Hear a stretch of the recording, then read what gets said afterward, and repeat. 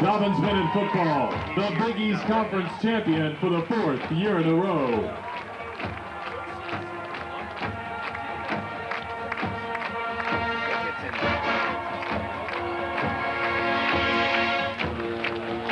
Dobyns-Bennett football competing in the TSSAA state playoffs for the 11th consecutive year.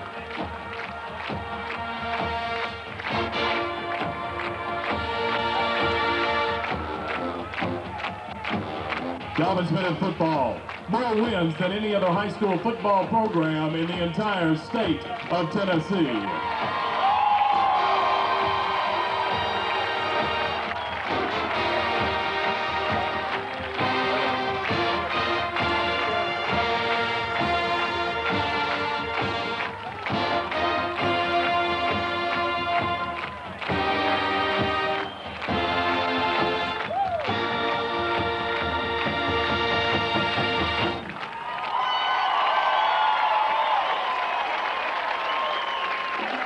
Ladies and gentlemen, your Dobyns-Bennett Indians.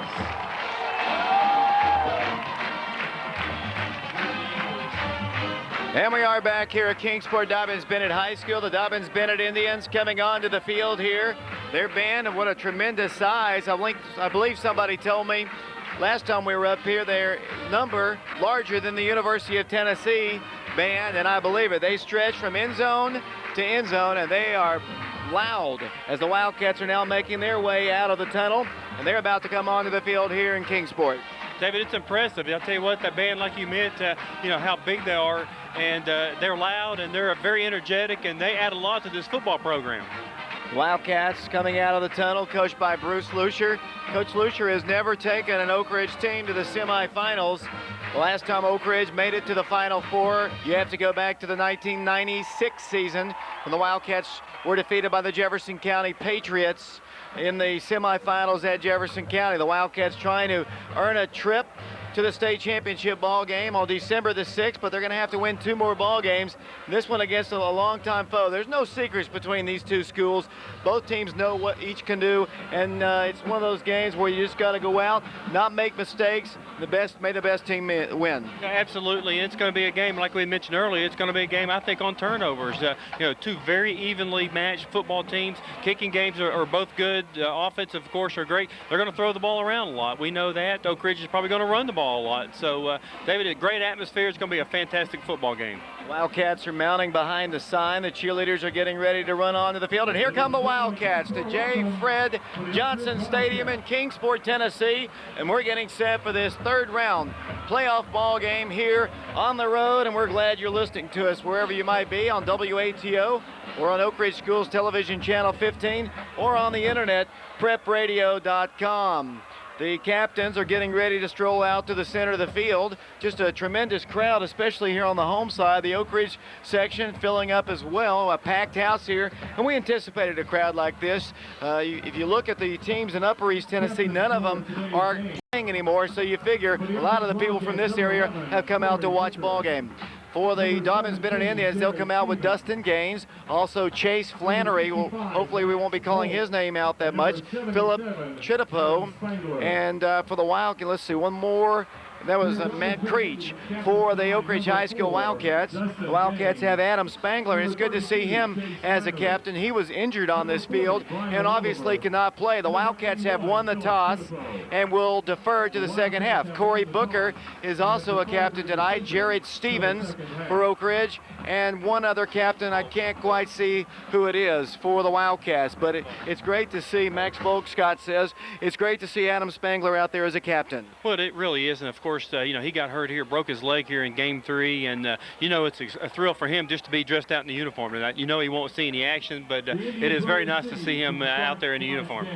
Our camera personnel tonight, Connor Gulmire, Kevin McKeithen, Joe Reynolds, and Michael Davis. Ben Peters, our statistician, and we've kind of switched things around here. We normally broadcast from one booth, and now we're in Ben's booth. We're kind of crammed up in a little corner.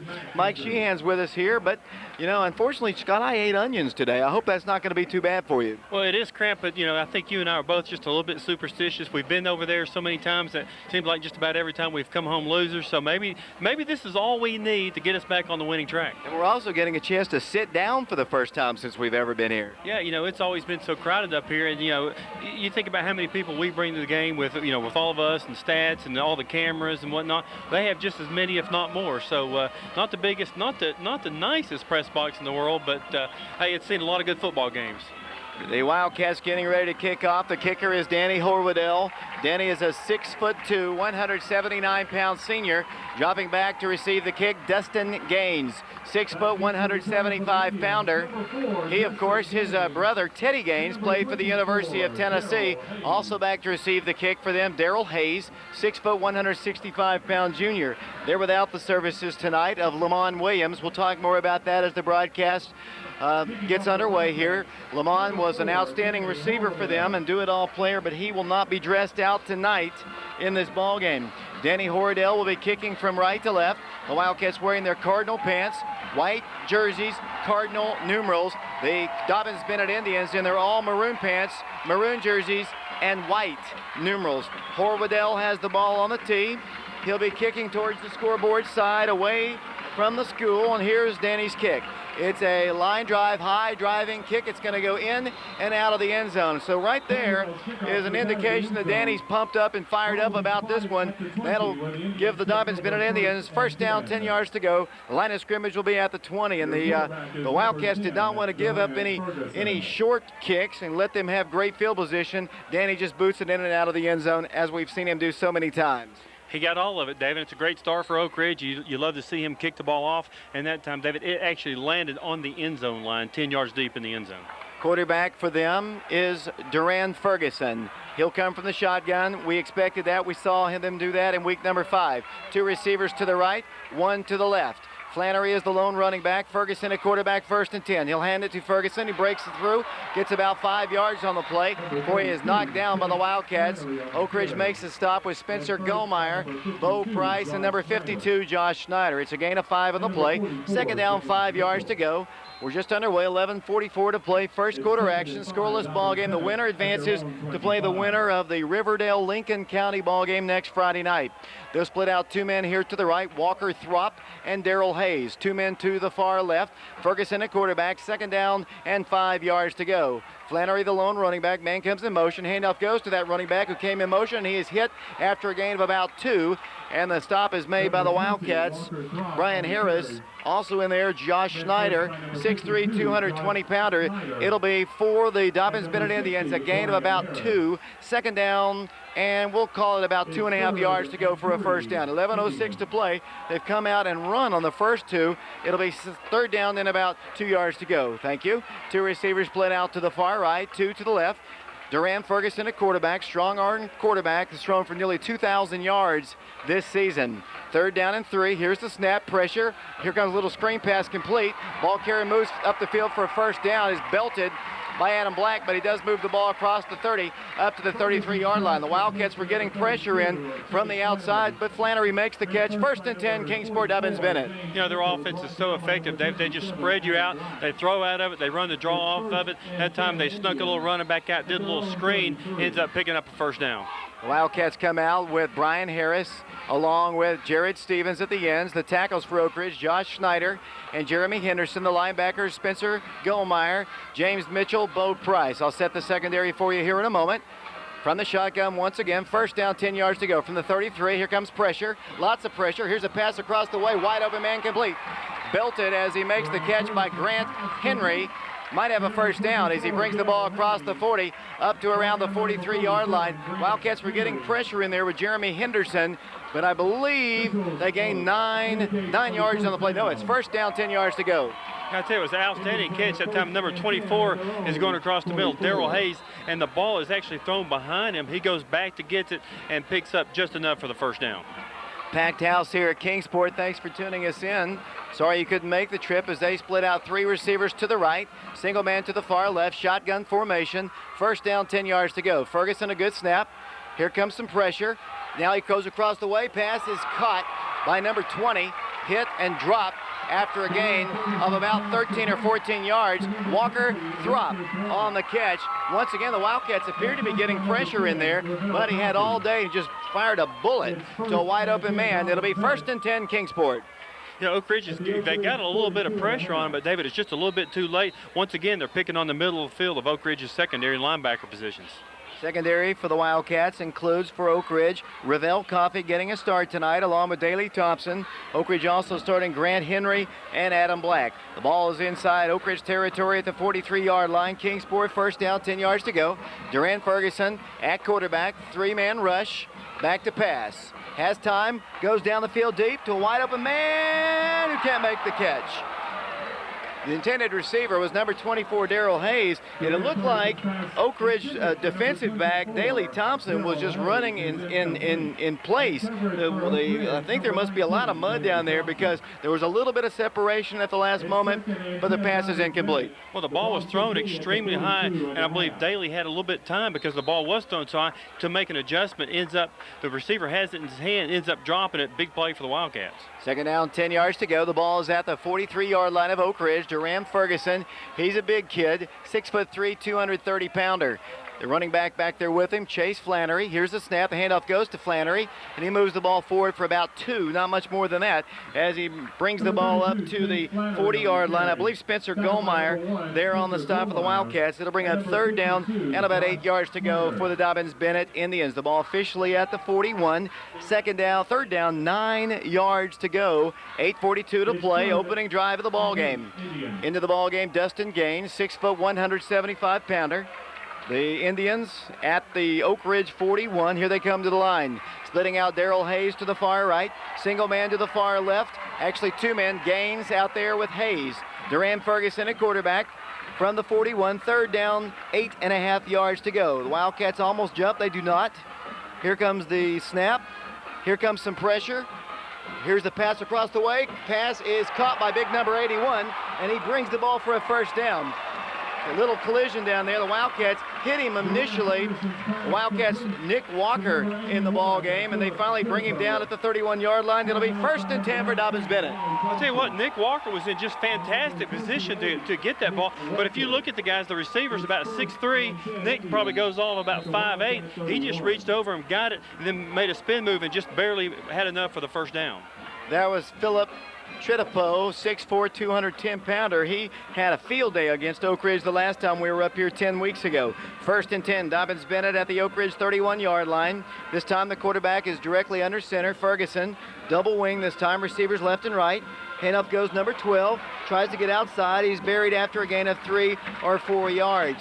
Carrying the football that time was Matt McMillan, 6'2", 190-pounder. Jared Stevens makes a stop, but he does pick up about 4 yards in the play. 2nd down, 6 yards to go. They've moved the ball inside the Oak Ridge 30 down to the 27-yard line, where it'll be 2nd down and 6 yards to go. Splitting out to the far right, Darrell Hayes. He'll come from under center once again. Durant Ferguson at quarterback, double wing once again, single receiver split to the left, 4-man front Oak Ridge. Man comes in motion, quarterback rolling, pitching to the tailback. He's in the backfield and blasted and dropped for a loss of about 3, and then a flag comes down. Hopefully not a late hit, hopefully a hold, as you said. It'll be a loss of about 3. We'll have to check the penalty. I didn't get an opportunity to speak to anybody before the game. It is holding against Kingsport Dobyns-Bennett. I'm not really sure, and maybe we can send Mike down there to find out where these officials are from. Maybe somebody down in the lower part of this rickety old press box has an idea where they're from. And it'll be, let's see, Oak Ridge deciding what they want to do. It'll be 3rd down and about 9 yards to go if they are going to accept the penalty and walk the yardage back against the Dobyns-Bennett Indians. They'll put it back at the 41-yard line, where it'll be 2nd down and about 14 yards to go. Thanks for tuning us in on the radio or on the television or on the internet, prepradio.com. 2nd down, 19 yards to go. They need to get to the 21-yard line. Players coming in and out of the ball game, including big number 81 back in, Philip Tritipo.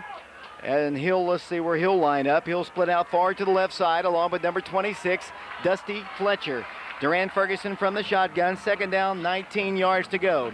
Single running back split out here to the right. Ferguson back to pass. In trouble. Going in trouble, big trouble. He gets away from trouble, almost sacked, rolls to his right, fires a pass. Oh, complete. Easy, too much time. They couldn't bring him down. He completes the pass inside the 20-yard line at the 18-yard line. First and 10, Dobyns-Bennett. That's just an impressive quarterback play right there, David. Jared Stevens had him wrapped up, and Ferguson is just so big, so strong. He spins out of it, and then all from that, he runs away from trouble, has a lot of people downfield, picks out the open receiver, connects with it. Big first down for the Indians. Ball is at the 18-yard line. Durant Ferguson. This time he'll come, let's see, from the shotgun. 2 receivers to the left, 2 to the right, 3-man front for Oak Ridge. Ferguson back to pass again. Feeling pressure. There's a wide open man, and he can't make the play. Nick Walker was out of position. I believe that probably was his responsibility over on the right side. That man was wide open. Pass almost caught by Darrell Hayes. A better pass, and that's 6 points. Absolutely, David. Looks like they came in and ran some crisscrossing patterns over on the left side, and somebody obviously went the wrong way. The receiver's over there wide open.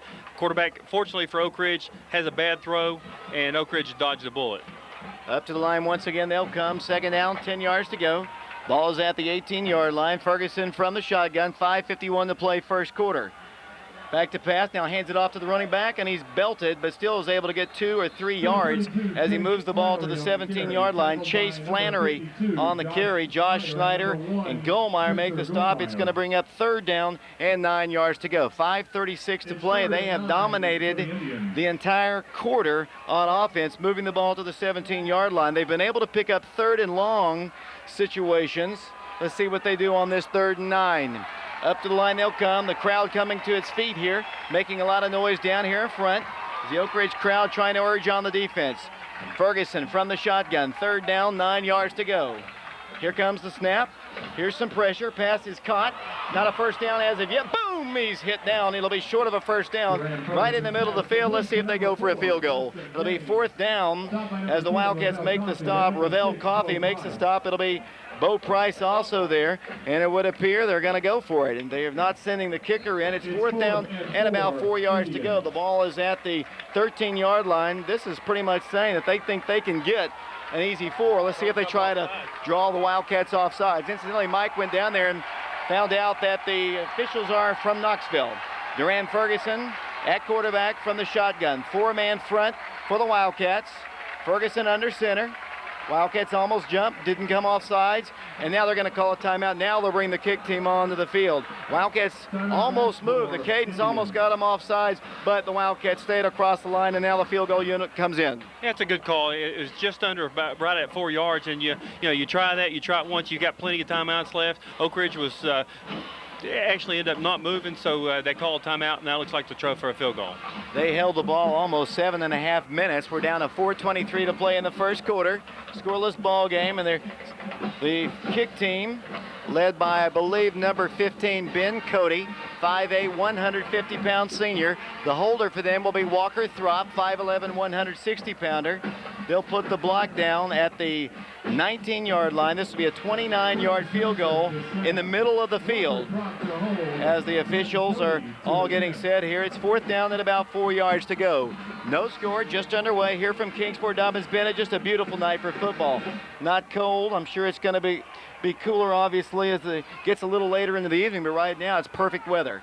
Cody to attempt a 29-yard field goal. He's a left-footed kicker, kicking from the center of the field. Here's the snap, the hold, the kick is on its way, it's up, and it is good! And Dobyns-Bennett takes a 3-0 lead with 4:17 to play in the first quarter. We'll take a quick timeout. We'll be back with a Dobyns-Bennett kickoff in 60 seconds.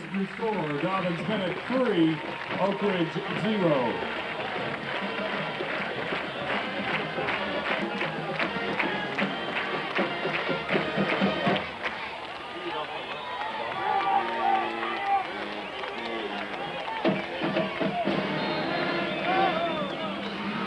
Here's the Dobyns-Bennett kick. Booker standing back at the 5. It's a very short kick. It's going to be fielded by Booker at the 3. Up the middle to the 5, to the 10, to the 15. Slips and he falls at the 16-yard line. Hit a slippery area of the field and goes down. The Wildcats offense on the field for the first time. Nearly an 8-minute drive for the Kingsport Dobyns-Bennett Indians, and they eventually get 3 out of it. And here come the Wildcats offense on the field here once again. The quarterback is Scott McMahon. Scott is a 6'2", 205-pounder. Field position not great. The ball's at the 16-yard line. It seems to be extremely wet on that end of the field. Here's the handoff. Goes to Spencer Gulmire, and he brings the ball forward for a gain of about 2. Just a quick little handoff up the middle. The Wildcats will set the offensive line. The center is A.J. Harris. The guards are Max Volk and Jonathan Mazes. The tackles are Tyler Carr and I believe Brian Harris. The tight end is James Mitchell. The Wildcats bringing in Cody Kofer into the ball game as a receiver. Wildcats come to the line. McMahon at quarterback. Adam Blackson there as a receiver. Everyone comes in, I formation. Second down and about 7 yards to go. The pitch will go to Corey Booker, looking for running room, finding a little, moves the ball to the 25-yard line, fumbles the football, and they've recovered it. Dobyns-Bennett recovers it at the 29-yard line. There is a flag on the play, David, but I'm afraid it's going to be a hold against Oak Ridge. There is actually no flag, and Oak Ridge has turned the ball over. Deadly mistake right there, David. It's a big momentum change. Yeah, one of the things in big ball games like this is who wins the battle of the turnovers, and that's the first one of the ball game. Oak Ridge played a turnover-free ball game a week ago against Jefferson County, and they've turned one over with 3:28 to play in the first quarter. Ball is at the Oak Ridge 27-yard line. Oak Ridge trails 3-0. Oak Ridge needs to come up with another big stand defensively. The Oak Ridge offense on the field for 2 plays. Now the defense is back out there. Splitting to the left, Dusty Fletcher. Single man to the far right for them is Darrell Hayes. Up to the line they'll come. Ferguson at quarterback, under center from the 28-yard line. Handoff goes to the running back. He's hit, bounces off a tackle, moves the ball forward, breaks 3 more tackles, then is finally knocked out of bounds, punished. The Wildcats hit him, but nobody wrapped him up, and he picks up a first down, I believe, as he brings the ball across the 20. That's the problem we had the last time up here. You've got to wrap up the ball carrier. Chase Flannery is a tough little guy. He's not very big. They list him at 5'11". Wildcats hit him 2, maybe 3 times, and the Wildcats didn't wrap him up, and he was able to get a first down. Ball's at the 17-yard line. Oak Ridge already trailing 3-0. Up to the line once again will come Ferguson. Ball is at the 17-yard line. 2 receivers to the left, 1 to the right. Handoff goes to the running back, and he breaks the tackle. Into the secondary he goes, across the 15, across the 10, down to the 9-yard line, about an 8-yard gain. Nothing fancy. The guy's not big. He's not very fast, but he does the right things. He just holds the ball and runs straight ahead, and he picks up about 7 yards on the play, make it 8 yards. The ball is inside the 10, 2nd and 2 at the 9-yard line. Well, David, Oak Ridge is going to have to do a better job tackling. I can count about 6 missed tackles so far. They've got to wrap up and keep them wrapped up if they're going to have a chance to win this ball game. Duran Ferguson under center. Receivers left and right. Up to the line they'll come. 2nd down, 2 yards to go. Man comes in motion. He gets the handoff. That's number 20. This time he's hit and will lose a couple yards. Back here at the 11-yard line, the Wildcats make the stop with Grant Henry, I believe, for Oak Ridge. Walker Throp, the ball carrier, might have lost 1 yard. It'll be 3rd down at about 3 yards to go. James Mitchell also there on the stop. The Wildcats trailing 3-0. The ball is at the 10-yard line of Oak Ridge. Oak Ridge crowd trying to be urged on by the Oak Ridge defense. Now the Dobyns-Bennett crowd coming on their feet, and now a timeout is asked for by Kingsport Dobyns-Bennett. 3-0 is our score. We're going to take a break. We'll send it back to Darren Creek. We'll be back to Dobyns-Bennett High School in 30 seconds. We are back here at Kingsport Dobyns-Bennett High School on AM 1290 WATO, Oak Ridge Schools Television, Channel 15 and on the internet. 3-0 is our score. Dobyns-Bennett has held the ball primarily, well, really the whole quarter. The Wildcats have had 2 offensive plays. The second play, there was a fumble. Ball is at the 10-yard line. Dobyns-Bennett has it 3rd down, a long 2 to go for a first. 2:10 to play here in the first quarter. 3-0 our score. Ball's at the 10-yard line. 2 receivers split to the left, 2 to the right. Duran Ferguson at quarterback. Flannery back there, running back. I just hand it to him and let him run about 3 yards. Man comes in motion. Here's Flannery. This time he's hit, moves the ball forward, but gets nothing. But Dill breaks the tackle going backwards, and he made a big mistake. Then fumbles the football. The ball is a mad scramble for the ball at the 24-yard line. Oak Ridge signaling they have recovered a fumble. Either way, it's going to be 4th down facing Kingsport. They separate the players. Let's see where his forward progress is put down. They're going to put him down, and Flannery that time went backwards and lost 12 yards on the play. What a huge play. It's 4th down and about 15 yards to go. Huge play. It was a huge play. I tell you what, you have to be so impressed with Flannery. He just doesn't want to go down that time. It looked like about 5 or 6 Oak Ridge Wildcats end up tackling the guy. He ends up spinning out. His momentum took him backwards, and I believe it ended up being Bo Price who ended up bringing him down. Big loss, big play. They're going for it on 4th down here. They're not going to try a field goal from here. Ferguson at quarterback, 1:16 and counting. 4th down, 15 yards to go. They need to get to the 8-yard line for a first. Ferguson back to pass. Feeling a little pressure. Rolling. Fires a pass. Up for grabs to a wide open man. It's out of bounds. Incomplete. And the Wildcats will take over on downs. Ravel, Coffey defending. Number 12, Matt McMillan. And the Wildcats dodge a bullet. It's a 3-0 ball game, and they'll take over on down. Well, you know, Oak Ridge needed a couple big plays after the turnover. They sacked the Flannery on the 12 or 13-yard loss. That time, the receiver ends up catching the ball, but he has 1 foot out of bounds, or actually in the back of the end zone. Big play. Oak Ridge takes over 1st and 10 from their own 21-yard line. Incidentally, coming into this ball game, and we'll try to keep up with that as much as we can. Sean Summers is the all-time leading rusher, but coming into tonight's game, Corey Booker needs 54 yards to tie the great Sean Summers. 1st and 10 Oak Ridge. Here comes running the ball. He's at the 20. Breaks the tackle. Moves the ball. There's a face mask, and it's going to go down at the 30, and they're going to throw the flag, and Oak Ridge is going to get 15 yards tacked on. Beyond that, the Wildcats should have a 1st down. Hard run by Corey Booker. Move the ball up to the 30-yard line, and let's see if they indeed call the face mask. The official comes over to tell us it is personal foul, face mask against Dobyns-Bennett. That'll give Oak Ridge a 1st down. They'll walk it up the field, and the Wildcats will have much better field position. They'll have the ball close to the 40-yard line. That's a big break. Oak Ridge needed something big to happen. Now they've got to put some points on the board, David. The offense has got to establish the run, maybe come out and throw a pass from here and now. And is this not an exciting football game already early in this 1st quarter, and it's still just a great football game. Atmosphere is unbelievable as they come to the line. The ball is at the Oak Ridge 45. Oak Ridge moving right to left here. 45 seconds to play 1st quarter. Scott McMahon at quarterback. 2 receivers to the right from the I formation. Handoff goes Booker. Booker outside 45, 50, 45, 40. Cuts across the field. He's going to take it down the field to the 30, 25, down to the 20. And on that run, perhaps Corey Booker has become the all-time leading rusher in Oak Ridge High School history. We're going to check with Ben Peters, our official statistician. More importantly, to the Oak Ridge Wildcats, he moves the ball to the 24-yard line. He needed 54 yards coming into the ball game to tie Sean Summers. He moves the ball to the 19. Wildcats waiting for the play. Daley Thompson will indeed bring it in from the Oak Ridge sideline. 39 yards, so still plenty of yards to go for Corey Booker. More importantly, like I said, the ball is at the 24. Scott McMahon at quarterback, offset eye, Gulmire and Booker. Spencer Gulmire carries the ball, has a little running room, moves the ball to around the 20. And that's where he's tackled, and that is the final play of the 1st quarter. We have played 1 quarter here at J. Fred Johnson Stadium in Kingsport, Tennessee. The Oak Ridge High School Wildcats trail Kingsport 3-0, and we'll be back with the 2nd quarter in 60 seconds. It's 2nd and 7, Oak Ridge. That's the end of your 1st period of play with your score, Dobyns-Bennett 3. Hey, Oak Ridge 0. Hey, Darren.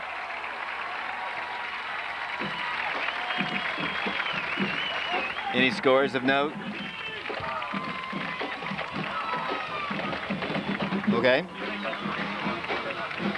Okay, thanks. David Clary back here along with Scott Munger, Mike Sheehan, Darren Craig back at the station, Michael Davis, Ben Peters, Connor Gulmire, along with Joe Reynolds, Kevin McKeithen. Oak Ridge trailing 3-0 as the Wildcats will have it 2nd down at about 6. Now, you know, I can't help but reflect back to that play Flannery had a minute ago. Never had I seen a player more determined to run the ball than Flannery, but he got negative yardage because of that determination. The Wildcats held him out. That was a huge play. Scott McMahon from the 21-yard line. Back to pass, and I think they looked like they were offsides. A 3-0 is our score. There's a flag down on the play. Let's see if Oak Ridge moved first, or was it Dobyns-Bennett? Kingsport's walking backwards. They might step off 5 yards against them. No signal from the officials as of yet. It is 2nd down and 7. It is going to be, let's see, illegal procedure against Oak Ridge. So evidently Oak Ridge was offsides first. Big call from these Knoxville officials as they walk the ball back to the 27-yard line. Still no time off the clock here. 2nd down, 12 yards to go. The ball is at the Kingsport 22-yard line. 3-0 is our score. Up to the line, Oak Ridge. Daley Thompson split to the left. Adam Black to the right. I formation, Oak Ridge. Booker in the backfield along with Gulmire. Scott McMahon at quarterback, 2nd and 12. Short drop, has time, wants to run it. Does, fumbles the football, and guess who's got it? Dobyns-Bennett. They've got it at the 18-yard line. 2nd turnover of the first half for Oak Ridge, and they do it inside the 20-yard line. Ball came out of there. Scott couldn't get back to it. Was going to pick up a first down or close to it on the run, but unfortunately they turned the ball over. And Dobyns-Bennett has it. It's just football, David. It looks like Scott was running the ball, had both hands on it, and just somebody came, I believe it was one of the linebackers, came and just swatted away, and Kingsport comes up with another big play.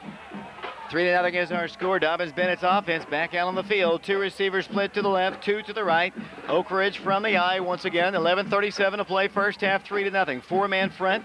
Oak Ridge, Ferguson from the shotgun. Back to pass. Feeling pressure. Fires one out here. Pass is caught at the 28-yard line. Stays in bounds. Daley Thompson is the defensive back. The catch is made by number 20, Walker Throp. And where they put the ball down, it would appear it's close enough for a measurement. They're going to bring the chains on the field. Just too much time, and the guy's got such a strong arm. He can throw it across his body great distances on a rope, and that time he's found a wide open man. He is an outstanding man to find his receivers. You look at him, he just looks and looks, and he finds the right guy. Well, you know, it certainly helps that he's got all day to throw back there. Oak Ridge is going to have to start gambling a little bit and doing some stunts and doing some blitzing, and hopefully they're going to have to put some pressure on the big, strong quarterback. 11:19 to play, first half. 3-0 is our score on the strength of a 29-yard field goal by Ben Cody back in the first quarter. The Wildcats dodged another bullet after they fumbled at one time deep in their own territory, but the Indians weren't able to score. Now the Wildcats turn it over when they appeared headed in for a score. Here comes Dobyns-Bennett to the line. It'll be 2nd down and a yard to go. The running back for them is Chase Flannery, 5'11", 200-pounder. Duran Ferguson, a quarterback. He'll come from the shotgun once again. 2 receivers to the right, 2 to the left. The Wildcats get set defensively. 11:19 to play, first half. 3-0 is our score. Dobyns-Bennett on top. 3-man front for the Wildcats. Nick Walker's in the ballgame as a nickelback, it would appear. Up to the line they'll come. Man comes in motion. Here comes the quarterback to pass. All day. Throws it up down the field to a wide open man. He's got it. Tackled at the 20. Tritipo caught Oak Ridge secondary right down the middle of the field. And, you know, a guy that big, Philip Tritipo, 6'4", 210-pounder, you wouldn't think he has the speed to get behind the defensive backs, but he did. 1st and 10, Dobyns-Bennett at the 21. You know, what a throw, what a catch, David. 2nd and about 6 inches. You have a pretty good idea they're going to throw one, maybe come, you know, take a big chance, and they did. They send the tight end straight down the field, and what a great catch he makes, fingertip catch, and then ends up running another 12 or so yards after he catches it. Wildcat defense needs to once again stiffen up here. Ferguson from the shotgun, 1st and 10 at the Oak Ridge 21. Ferguson behind at the shotgun formation, hands it off to Flannery. He moves the ball forward to the 10-yard line, still on his way, all the way down to around the 9. Should be another first down, should be first down goal to go. Their offensive line just really opening up huge holes for number 32, Chase Flannery. All this coming after a turnover when it appeared the Wildcats were going in for their own score. Now they have the ball officially at the 10.5-yard line, so they can still get another first down inside the 1-yard line. 3-0 is our score. Flannery, the running back. The fullback, the tailback, is number 20 for them. That'll be Walker Throp. They'll come from the eye, receivers left and right. Ferguson under center. First down 10. From the 10, handoff goes to Throp, cutting outside and going nowhere. Hit by Oak Ridge. Wildcats, James Mitchell and Adam Black make the stop. Throp is dropped right at the line of scrimmage. It'll be 2nd down and 10 yards to go. 10 minutes to play here in the first half. 3-0. Kingsport Dobyns-Bennett on top of Oak Ridge. The winner will advance to play the winner of the Lincoln County Riverdale ball game next Friday, 7 o'clock, either in Kingsport or in Oak Ridge. Once again, Duran Ferguson comes up to the line. He'll come from the shotgun. Wildcats with 4 on the front. 2nd down, 10.5 yards to go. Back to pass, lots of pressure. Here's a pass, incomplete. Deflected, intended out there for Darrell Hayes. The Wildcats were defending were Grant Henry. It'll be 3rd down and 11 yards to go. Looks like Oak Ridge ran a stunt that time. I see Spencer Gulmire and James Mitchell both around the quarterback. They got some pressure on him, caused him to throw the ball just a little bit quick. Incomplete pass brings up 3rd and just over 10. Clock is stopped, 9:38 to play. Up to the line they'll come. The ball is put down at the 11-yard line. Splitting out to the far right, Darrell Hayes along with Walker Throp. Shotgun formation. Flannery back there as a running back. Single receiver split to the left, Dustin Gaines. Ferguson rolls to his right, feeling pressure. Goes across the way with a screen pass. Big triple toe. He scores. No, he's going to be denied, and he won't get a 1st down. I believe where he goes out of bounds is the 2-yard line, and they'll go for it. I would assume they'd go for it. He goes out of bounds at about the 2. It'll be 4th down and about a yard to go, and I would go for it, obviously, because if you don't make it, then Oak Ridge has their back in the end zone. Right now it's a 3-0 ball game. Dobyns-Bennett on top. Officially the ball is at the 2, and onto the field they'll come once again. They can still just barely get a first, David. Looks like if they get to about the 6-inch line, it will be a 1st down. Dobyns-Bennett fans, and as a standing room only crowd, they come to the line. The ball is at the 2-yard line. Ferguson under center, double wing. Flannery the running back. Ferguson under center will hand it for the 1st down, maybe. He is driven back, depending on where his forward progress was. And I don't know, it's very, very close. Scott? Very close, David. It's right on it. The chains are going to be brought onto the field here. If indeed they didn't get that extra inch, that little bit of a push, the Wildcats will take over at the 1-foot line. They're going to bring the chains in. Spencer says they didn't get it. He was waving his hands. The chains are being brought all the way across the field. 9:23 to play. The chains are about to be put down. It was 4th down and a yard to go. The chains are going to be stretched out, and it is Oak Ridge taking over on downs. They did not get a 1st down. They'll have it at the 1-yard line. So the Wildcat defense holds, but their backs are in the end zone. And Oak Ridge's offense is on the field, and there's another bullet dodged. Absolutely, David. I don't know how many lives this defense has, but that time, David, everybody talks about football being a game of inches. There you go right there. It was probably short by about 3 inches. Ball is at the 2-yard line. 9:23 to play in the first half. 3-0. Kingsport Dobyns-Bennett on top of the Wildcats. The ball's at the 2. The Oak Ridge offense is on the field. They haven't had many plays. They have 2 fumbles. As the Wildcat quarterback, Scott McMahon, operating his offense from his own end zone.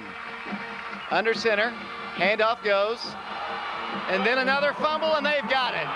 One more fumble, and they recovered at the 4-yard line. 3 turnovers in the ball game. 3 turnovers in the ball game. This time it's recovered by number 7, Tyler Nottingham, and the Wildcats have 3 turnovers. This time the ball is at the 4-yard line, where it's 1st down, goal to go, officially at the 3 with 9:16 to play. Wildcats can't handle the football. David, it's unbelievable. 3 turnovers, and there's still about 9 minutes left to go in the second quarter. They've got to hold on to the ball. Here they come to the line. Ball's at the 3. I formation, receivers left and right. Quarterback under center, Duran Ferguson. From the 3-yard line, 1st down, goal to go. Handoff goes to the 1-yard line. And then they move the ball, the pile forward, but not for a touchdown. It'll be Matt McMillan carrying the ball to around the 1-foot line. Bo Price is there on the stop. Ball's inside the 1-yard line. 3-0 is our score. Dobyns-Bennett has his second down and goal to go. What a game of field position. Oak Ridge has had none. It's one turnover after another. The Wildcat defense has been on the field the entire half. 8:47 to play, second quarter. Ball is at about the 2.5-foot line as they come up to the line, I formation. Ferguson, big quarterback under center. Second down, goal to go. He sneaks forward for a touchdown. Touchdown, Dobyns-Bennett. 8:30 to play here in the first half, and the Wildcats trail it now by a score of 9-0. Turnovers, Scott Munger, just unbelievable. Wildcats played a turnover-free ball game a week ago. They already have 3 here in the first half. Well, you know, I have to go back and look at the stats, but I believe Oak Ridge has only run about 5 or 6 offensive plays, David. They've got to get the ball back. This is still very early in this ball game. They've got to end up scoring, get something going on offense, and see what happens this ball game. Ben Cody in to attempt the extra point. Of course, you remember the first game, Oak Ridge was on top 21-0 and saw Dobyns-Bennett. Here's the snap, lots of pressure. The kick is up, and it's straight and true. It's up and good. Kingsport leads Oak Ridge 10-0. 8:30 to play here in the first half. We're going to take a break. We'll send it back to our engineer, Darren Creek. We'll be back with a kickoff in 60 seconds.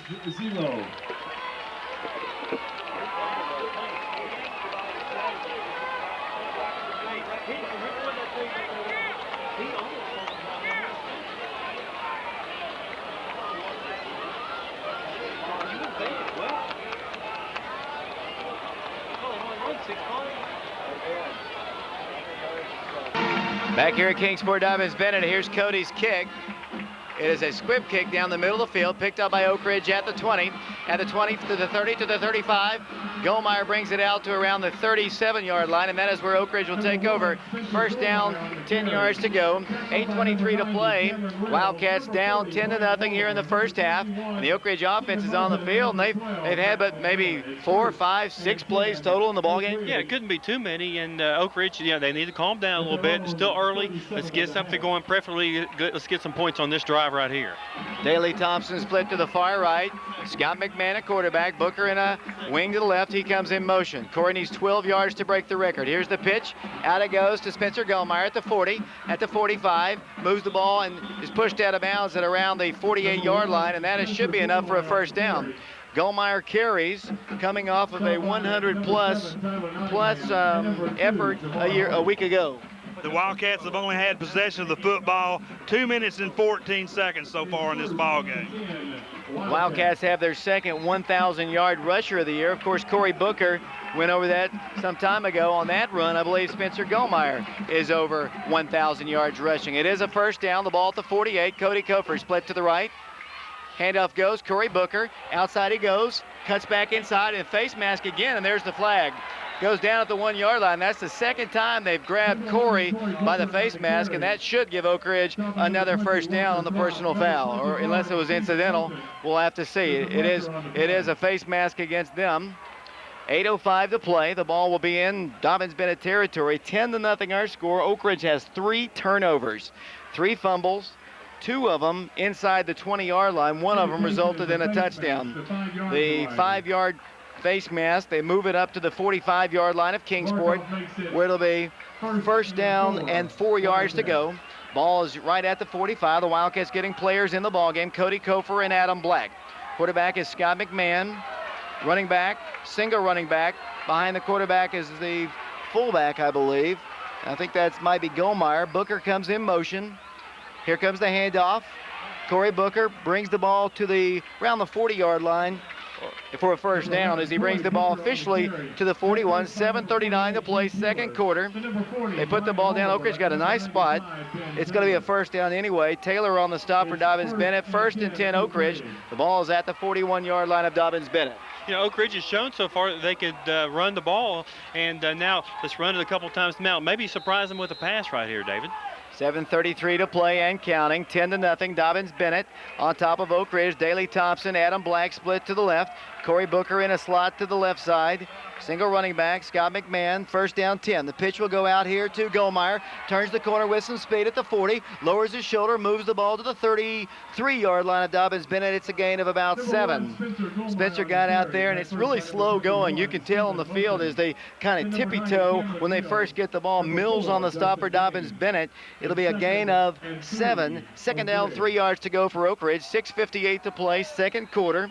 The Wildcats won the toss, deferred, and gave the ball to Dobyns-Bennett. They marched down the field, picked up a field goal, and then they got a touchdown after the Wildcats fumbled inside the 5-yard line. Ball's at the 34-yard line of Dobyns-Bennett. It'll be second down, 3 yards to go. 6:41 to play. I formation this time. Handoff goes to Corey Booker. Corey Booker comes out of there, moves the ball across the 30 and picks up a first down at the 29-yard line. And that is very close to the record right there. I'm not going to give him the record on that particular run because although it is a first down run, it's so close. I'll wait till the next run, I believe, as they officially. He needed 54 yards to tie Sean Summers tonight. It is a first down. The ball's at the 28-yard line of Kingsport. 6:24 to play. The Wildcats have the ball at the Dobyns-Bennett 28-yard line. Up to the line. Scott McMahon at quarterback. Ball's at the Dobyns-Bennett 28. 6:15 to play first half. McMahon under center. The Wildcats are offsides, but I don't see a flag as they move the ball across for about a yard. The fullback carrying the ball, Jake Vane, for about a yard. Looked like Oak Ridge jumped, but no flags went down. David, I didn't see it. I know a lot of the crowd over here was yelling, but that time Oak Ridge, once again, is showing they can run the ball early in this ball game, establish the run. A lot of time left. 5:50 and counting, officially a gain of 2. Second down, 8 yards to go. The ball is at the Dobyns-Bennett 26-yard line. Cody Kofer, Adam Black split to the right. Wildcats in an offset eye. The Wildcats are not lined up correctly. Now they get lined up for McMahon. Second down and 8. He'll pass. Has a little time. There's a wide open man. He makes the catch at the 18-yard line. Should be a first down for Adam Black. He goes out of bounds, although they keep the clock running. Heath Fulmer makes the stop. Officially out at the 18-yard line where it'll be third down and about a yard to go. 5:18 to play. First half, 10-0. Kingsport Dobyns-Bennett over Oak Ridge. The Wildcats lost the last time we were up here, 35-28. The Wildcats lost up here in the second round of the playoffs a year ago. Third down, a yard to go. Ball is between the 18 and the 19-yard line. Players coming in and out of the ball game. Jake Vane, the fullback, is in. The Wildcats late getting the play on the field, and the Wildcats have a opportunity here. Let's hope they don't get a delay. The Wildcats need to get to the line and get the play going. Third down, about a yard to go. Oak Ridge rushes to the line. 3-back eye. Scott McMahon under center, A.J. Harris. The pitch to Corey Booker, and there's your record. If he can get it, he will not. He is denied the first down. It'll be fourth down and a yard to go. The ball is on the 18-yard line. I believe it'll be fourth and a yard to go. Corey lost his footing. I believe it's close enough to bring the chains onto the field here. 4:24 to play. The Wildcats trailing 10-0 as they move the chains onto the field to see if indeed Oak Ridge has the first down. It looked like he was going to be short as he carried the ball forward. And let's see, it is short by about a foot. Fourth and a yard to go. And I don't think I would bring Danny Horvidale in the ball game right now. I think I would go ahead and try to get that yard. They've been able to get the yardage previous to this. They try to get wide on the muddy part of the field. The Wildcats are going for it. They're not quite sure of the play. They need to make sure they're totally in agreement as Scott McMahon and company will come to the line. Fourth down and a yard to go. The Wildcats break the huddle. 4:21 to play. First half, 10-0 Dobyns-Bennett. 3-back eye. Scott McMahon under center, needs a foot. Here's the handoff, and it's a first down and more as the Wildcats bust a tackle with Gulmire inside the 10, all the way down to the 8-yard line. It'll be first and goal, Oak Ridge. That's a good call that time, David. Looks like he was hit and maybe even been short of the first down, but somehow Spencer squirms through, and it looks like Oak Ridge has the ball just inside the 9-yard line. 4 minutes, 8 seconds to play here in the second quarter. 10-0. Kingsport Dobyns-Bennett on top of Oak Ridge. Ball is indeed at the 9. The Wildcats come to the line. Daley Thompson split to the right. Single coverage on him. Jamar Hardy up to the line. 3-back eye once again. Scott McMahon under center. Handoff goes to the Wildcats. Spencer Gulmire, who brings the ball to the 5-yard line, up to the 4. 3 minutes, 43 seconds to play, and really what would be good for the Wildcats, obviously, to get a touchdown here, but to take a lot of time off the clock and not give Dobyns-Bennett much to work with here in the second quarter, but Oak Ridge needs 6 points right here. It'll be second down, goal to go, the ball just inside the 5-yard line. 10-0, Kingsport Dobyns-Bennett on top. 3 minutes, 23 seconds to play here in the first half. Offset eye once again. Leonard Blair's in the ball game. Handoff goes. Spencer Gulmire moves the ball forward to the 3-yard line where it'll be 3rd down. Goal to go at the 3. Well, what do you do here, David? It's 3rd down and 3, and Oak Ridge has got to score a touchdown. You would think down here this far, and the score being what it is, 10-0, that this would be 4-down territory. I think they probably should, call a timeout to make sure they have the right play. Wildcats will be, actually timeout is asked for by Kingsport. Why don't we take one ourselves? 10-0 Kingsport. We'll take a break. We'll be back in 30 seconds. Ladies and gentlemen, right now you can save 20% on Dobyns-Bennett basketball season tickets. Basketball season tickets for the boys and girls varsity, which also includes junior varsity games, is only $32 per ticket. Varsity games and 9th grade games as well. Season tickets, only $45. If you want 9th grade only season tickets, that's $13. Dobyns-Bennett basketball season tickets. Come by or call the Dobyns-Bennett Activities Office at 378-8475. Back here on AM 1290 WATO, Oak Ridge Schools Television, Channel 15, and on the internet, prepradio.com. The ball is at the 3-yard line. 3rd down, goal to go from there. 2 minutes, 56 seconds to play. Standing room only crowd here. Great environment. The home side's totally full. There's people standing around the fence. The Oak Ridge section across the field is totally full, and around the fence as well. The Oak Ridge offense back out on the field. 3rd down, goal to go. Officially at the 2.5-yard line. 2 minutes, 56 seconds to play. First half, 10-0. Kingsport Dobyns-Bennett on top of Oak Ridge. Wildcats come out in the 3-back eye. Landon Thomas as a receiver to the right. Scott McMahon under center. Handoff Spencer Gulmire. Touchdown Oak Ridge! Gulmire scores! And the Wildcats have 6 on the board. And with 2:52 to play in the first half, Oak Ridge trails 10-6. Wow, what a great drive. You know, Oak Ridge really needed to get something going. They did it. I think they threw the ball one time, completed it, but primarily through the run. Spencer goes in from 3, changes this ball game. Justin Pace to hold Austin Keithley to attempt the extra point. 10-6 our score, 2:52 to play here in the first half. The long snapper is David Alford. The holder, Pace, pressure. Austin's kick looks good. It's good. 2:52 to play here in the first half. Oak Ridge trails Dobyns-Bennett 10-7, and we'll be back with the Oak Ridge kickoff in 60 seconds. Oak Ridge 7.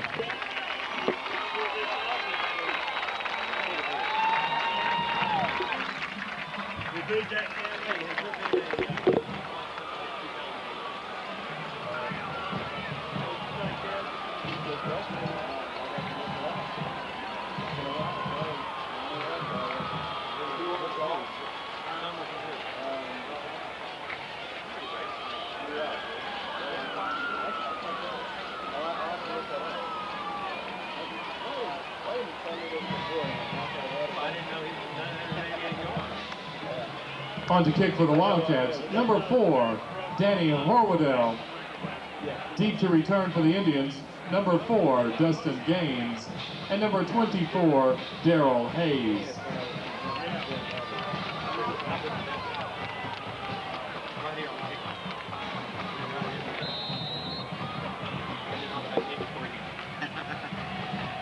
Back here at Kingsport Dobyns-Bennett High School, Oak Ridge getting set to kick off. Danny Horwadell with the ball down on the tee. 10-7 is the score. Oak Ridge trailing Dobyns-Bennett. 2:52 to play here in the second quarter. Danny will kick off. Gaines back to receive the kick along with Darrell Hayes. He makes his approach, and here's his kick. He's going to kick it in and out of the end zone. That'll be a touchback. So they have 2 minutes and 52 seconds to go 80 yards. The Wildcats down 10-6, 10-7. I feel much better about it, but you got to make a stand on defense right here. You can't let Dobyns-Bennett take away the momentum you might have going into the locker room. Absolutely. The pressure's on the defense right here. 2 minutes and 52 seconds left. There's ample time for them to score, but Oak Ridge's defense has got to stiffen up. Hopefully can get the ball back here. Ball's at the 20-yard line. The Wildcats have Nick Walker in the ball game, along with Daley Thompson, Ravel Coffey, Adam Black, Grant Henry, all in the secondary, I believe. Up to the line, Duran Ferguson, 3-man front for the Wildcats. First down, 10 yards to go from the 20. Ferguson to pass. Franks it, pass to a wide open man, complete, and then the stop is made out here at the 34-yard line by Revell Coffey. Wildcats are going with that 3-man rush. You know, it's hard enough, really, to even with a 5 or 6-man rush to even get to Ferguson. That time it'll be 1st and 10 as they bring the ball to the 36. Nice tackle out there, though, by Revell Coffey. Well, it was. It may have saved another 15 or so yards, but he actually needs to come up here and wrap him up, kind of throws his shoulder in there and almost broke it. Ferguson from the shotgun. The ball's at his own 36-yard line. 2 receivers to the right. 2:30 and counting. 10-7 the score. Here comes pressure. Here's a pass complete. He has 1 man to beat. Wildcats bring him down at the 44-yard line. He stayed in bounds. It's not a first down. It's a gain of about 8. Wildcats have Walker and Daley Thompson. Stevens was out there as well.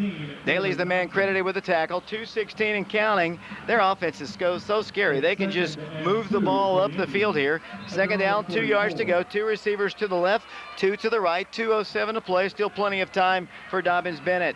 The ball's at their own 44. Ferguson at quarterback. Here's the snap to him. Pressure, hands it off to the running back, and he is stuck by James Mitchell. This time, Flannery goes no place except backwards for a loss of about 3. James Mitchell was not going to let Chase Flannery get into the secondary. It'll be a loss on the play. It'll bring up 3rd down, then about 3. You know, I think he's broken a tackle every time he's got the ball. That time, James Mitchell just lowered his head, had a great form tackle, ended up losing maybe a yard. Minute 34 and counting here in the first half. 3rd down, 3 yards to go. The Dobyns-Bennett 42-yard line. Ferguson looking at a 3-man front. Up to the line, here's the snap. He fumbles the football, grabs it, running, now falls down. He's down. He is sacked at the 30. I'd call a timeout right here if I were Oak Ridge. Wildcats need to stop the clock. A minute 15, a minute 14, a minute 13, a minute 12, a minute 11. It's 4th down and long, and the Wildcats call a timeout as they have the ball. Dobyns-Bennett has the ball. 4th down and about 11. Back at the 34-yard line. A minute 10 to play, and the Wildcats are going to get their hands back on the football. Well, that's exactly what they needed. The quarterback, Ferguson, goes back to throw, and the ball just drops out of his hands. He picks it up, then he slips. He ends up getting the knee down, and Oak Ridge will get the ball back, hopefully in a good field position with a minute and 11 left to go in this first half. Wildcats have 2 timeouts remaining. See who they drive back to receive the kick. The Oak Ridge defense is talking about it. 10-7 is our score. The Wildcats of Oak Ridge trailing Kingsport Dobyns-Bennett. The winner advances to play the winner of the Riverdale Lincoln County ball game next Friday night. 10-7 Kingsport. Ben Cody to punt. Wildcats have gotten pressure. It's 4th down and 11 yards to go. First punt of the night for Kingsport. And Grant Henry's back to receive the kick. Minute 10 to play, still time. Wildcats have 9 on the front, actually 8 on the front. 4th down, 11 yards to go. Low snap. Punted. Oh, Cody could have blocked that kick as the punt is away. Grant Henry fumbles the football, and guess who's got it? At the 33-yard line, 4th turnover of the ball game for the Wildcats. David, I'm not here to second-guess anybody, but number one, Cody had that blocked. He stopped, and maybe he didn't think he was going to get it, didn't want a roughing. And Grant Henry, I don't want to pick on him, but I don't know if he's returned a punt all year, maybe one. You know, in a big game like this, you have to wonder. 1 minute to play here. The ball's at the 33-yard line of Oak Ridge. 4th turnover of the half for the Wildcats. Ferguson and company, they have no timeouts remaining. 3-man front. Ferguson under center. Here's the snap. Here comes pressure. Little screen pass is caught. Down the field, moving up the field, and then the Wildcats make the stop at the 26-yard line, shy of a first down. They cannot stop the clock. They have no timeouts remaining, but there's 44 seconds and counting. Wildcats, one of the Wildcats down on the play, needs to get up as they come up to the line, and then Oak Ridge calls a timeout. Ball is at the 26-yard line. 2nd down, 2 yards to go. 38 seconds to play here in the first half. The ball is at the 26. 3 receivers split to the right. Single man split to the left. Shotgun formation once again for Duran Ferguson. Coverage on the receivers. They have 3 to the right. Up to the line will come Dobyns-Bennett. 2nd down, 2 yards to go. The Wildcats with a 4-man front. Ferguson to pass. Feeling pressure, hit, delivers a pass down the field. Pass is caught. Touchdown, Dobyns-Bennett. The Wildcats give up the touchdown. 30 seconds to play. Walker Throp, an outstanding catch. Touchdown, Kingsport. That's an outstanding play that time, David. Great throw. Just run the fade route over there, and the receiver Throp lays out, makes a great catch, and what a huge play. Turnovers, David. Oak Ridge has got to they've got to take care of the ball. They're not doing that. 30 seconds to play. The Wildcats laid a couple guys onto the field. Cody to attempt the extra point. The holder is Walker Throp. Here's the snap, the pressure, the kick is on its way. It's up, and it's good. 17-7. 30 seconds to play in the first half. The Wildcats once again down by 10. We'll be back in 60 seconds. Your score, Dobyns-Bennett 17, Oak Ridge 7.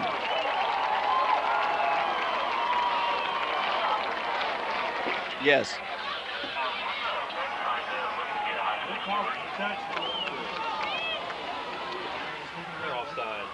Here's the kick, right down the middle, picked up by Oak Ridge at the 20, to the 25, to the 30, 35-yard line. Adam Black moves the ball to the 37, 24 seconds to play. The Wildcats down 17-7, 4 turnovers in the ball game. The Wildcats have just shot themselves in the foot and once again are down 10. Just an unbelievable ball game. The Wildcats look just, I don't know, just out of sync on all. Obviously the turnovers are not good, but the timeout there, I just don't understand. And obviously the Wildcats will come to the line, shotgun formation. First down, 10 yards to go. Receivers left and right. Handoff goes Booker. There's the record. He's across the field. Down the field he goes. If he can get outside, he'll take the down the field to the 40. Pushed out of bounds with Dobyns-Bennett 40 with 16 seconds to play. And Corey Booker has now become the all-time leading rusher in Oak Ridge High School history on that run. And the Wildcats will have the ball at the 41-yard line. 1 timeout remaining. Well, that's a great for Corey. You know, of course, we've seen him do that, David. Just a phenomenal. And what he's getting a great hand for the Kingsport fan. The PA announcer over here was nice enough to announce that for us. So there are a lot of class people over here. And the Dobyns-Bennett fans, the class fans that they have, all of them applauded on the PA announcer's remarks. First and 10 Oak Ridge at the 41-yard line. I formation. 2 receivers to the left. Scott McMahon to pass. Goes down the middle. There's the man. He can't make the catch at the 5-yard line. Right in his hands. Nicely thrown pass by Scott McMahon. The Wildcats would have had it at the 5. 8 seconds to play. The Wildcats still with 1 timeout, down 10-7. Second down, 10 yards to go, and that ball was right in his hand. A little bit high, but in a big game like this, you got to come down with it. That's a nice throw. Daley Thompson going down the field left side on the post pattern, hits him in the left hand. Man, how big would that have been? Just didn't come down with it. Wildcats come to the line. The ball's at the 42-yard line. Cody Kofer split to the left. Landon Thomas to the right. Scott McMahon, 8 seconds to play. Pressured. Here's a reverse. Cody's going to throw it. Landon's open. He should have thrown it. Landon would have scored a touchdown. Wide open. Cody was going to run it all the way. If he launches it down the field, Landon Thomas has 6 points, perhaps. Instead, the Wildcats will head to the locker room down 17-7. It's a nice run by Cody, but he was not going to go 40 yards for a touchdown. Landon Thomas was open, and if he connects with him, that's probably 6 points. David, absolutely. You don't put that play in there to run it. You end up doing a double reverse, and Landon Thomas running down the field, nobody around him anywhere. Cody just didn't see him or decides not to throw it one, and Oak Ridge goes into halftime down 17-7. Wildcats look like a very, very disorganized group right now. The Wildcats need to actually, as they head to the locker room, they need to separate the 2 teams. You don't want to have any pushing and shoving and any kind of fighting taking place, as both teams have to go to the same tunnel to get out of here. And there's some words being spoken down there between the 2 teams.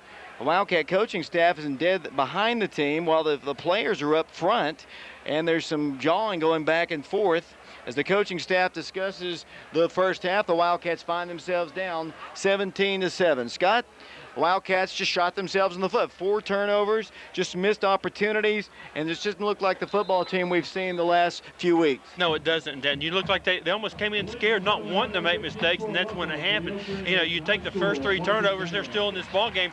The turnover right here, right before halftime was over, was just a nail in the coffin, David. Just, you know, ends up giving up 7 points on that one, and still, they're down 10, still plenty of time to go in this ball game. We're going to take a quick break here. When we come back, Ben Peters will run down the statistics. Oak Ridge trailing Dobyns-Bennett 17-7 here at the half as the Oak Ridge band comes onto the field. We're going to take a break. We'll be back with Ben Peters following this 3-minute timeout. Ball is on the tee. Cody is the kicker. Ben Cody, 5'8", 150-pounder. Booker standing inside the 5-yard line. Here's the kick. He hits it high, short, angling over to the right side. Going to be picked up and fumbled by Corey at the 10-yard line. It just kind of bounced and rolled dead at the 10-yard line. It has definitely been a game of field position. The Wildcats have turned the ball over in terrible field position. The Wildcats can ill afford to do that here. Long drive, 11:58 to play in the ball game. They'll take over at the 10-yard line. Wildcat offense on the field. A.J. Harris is the center. Mazes and Volk the guard. Carr and Harris the tackles. James Mitchell the tight end. I formation Oak Ridge. Scott McMahon at quarterback. Receivers left and right. Spencer Gulmire the fullback. And Spencer has the carry. Spencer moves the ball forward for a gain of about 4 yards as he brings the ball to the 14-yard line. 11:50 to play, third quarter, 17-7. Dobyns-Bennett on top. The Wildcats, coached by Bruce Lussier, assisted by Ron Gray, Barry Saunders, Andy Shattuck, John McBrayer, Jeff Lewis, Rob Spees, Chris Layton, Max Resnick, and Scott Fisher. Dobyns-Bennett, coached by Graham Clark, assisted by Darrell Watson, Zane Vance, Brian Barrett, and Bob Bingham. Up the line, Oak Ridge, Tom Thornburg split to the far left along with Adam Black. Second down, then about 6 yards to go.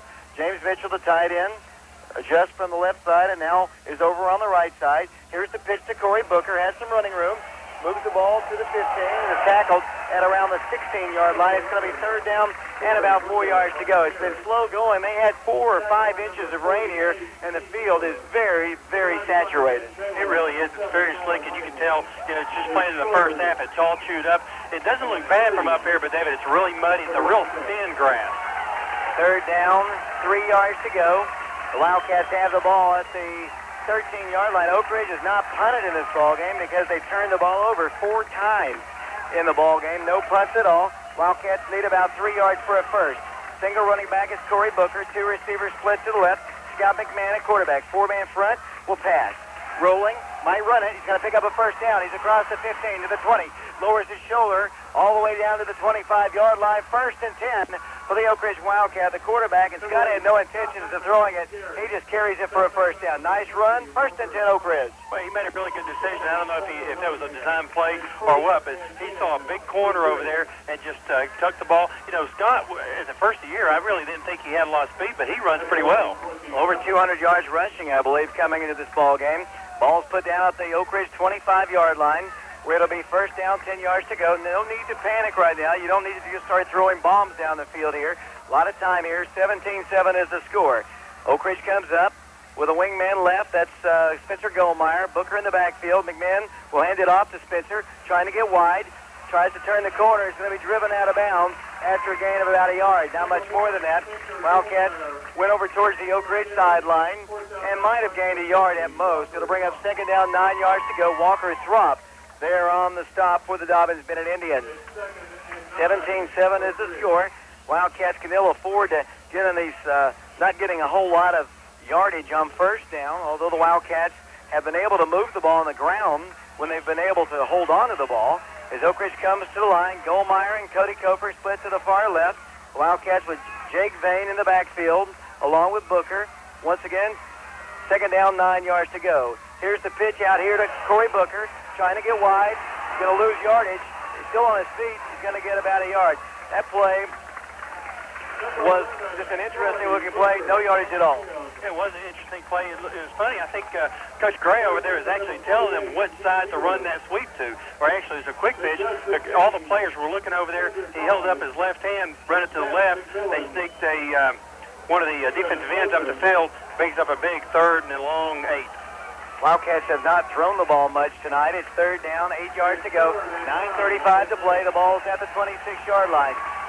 Booker, Gulmire, Vane in the backfield, 1 receiver.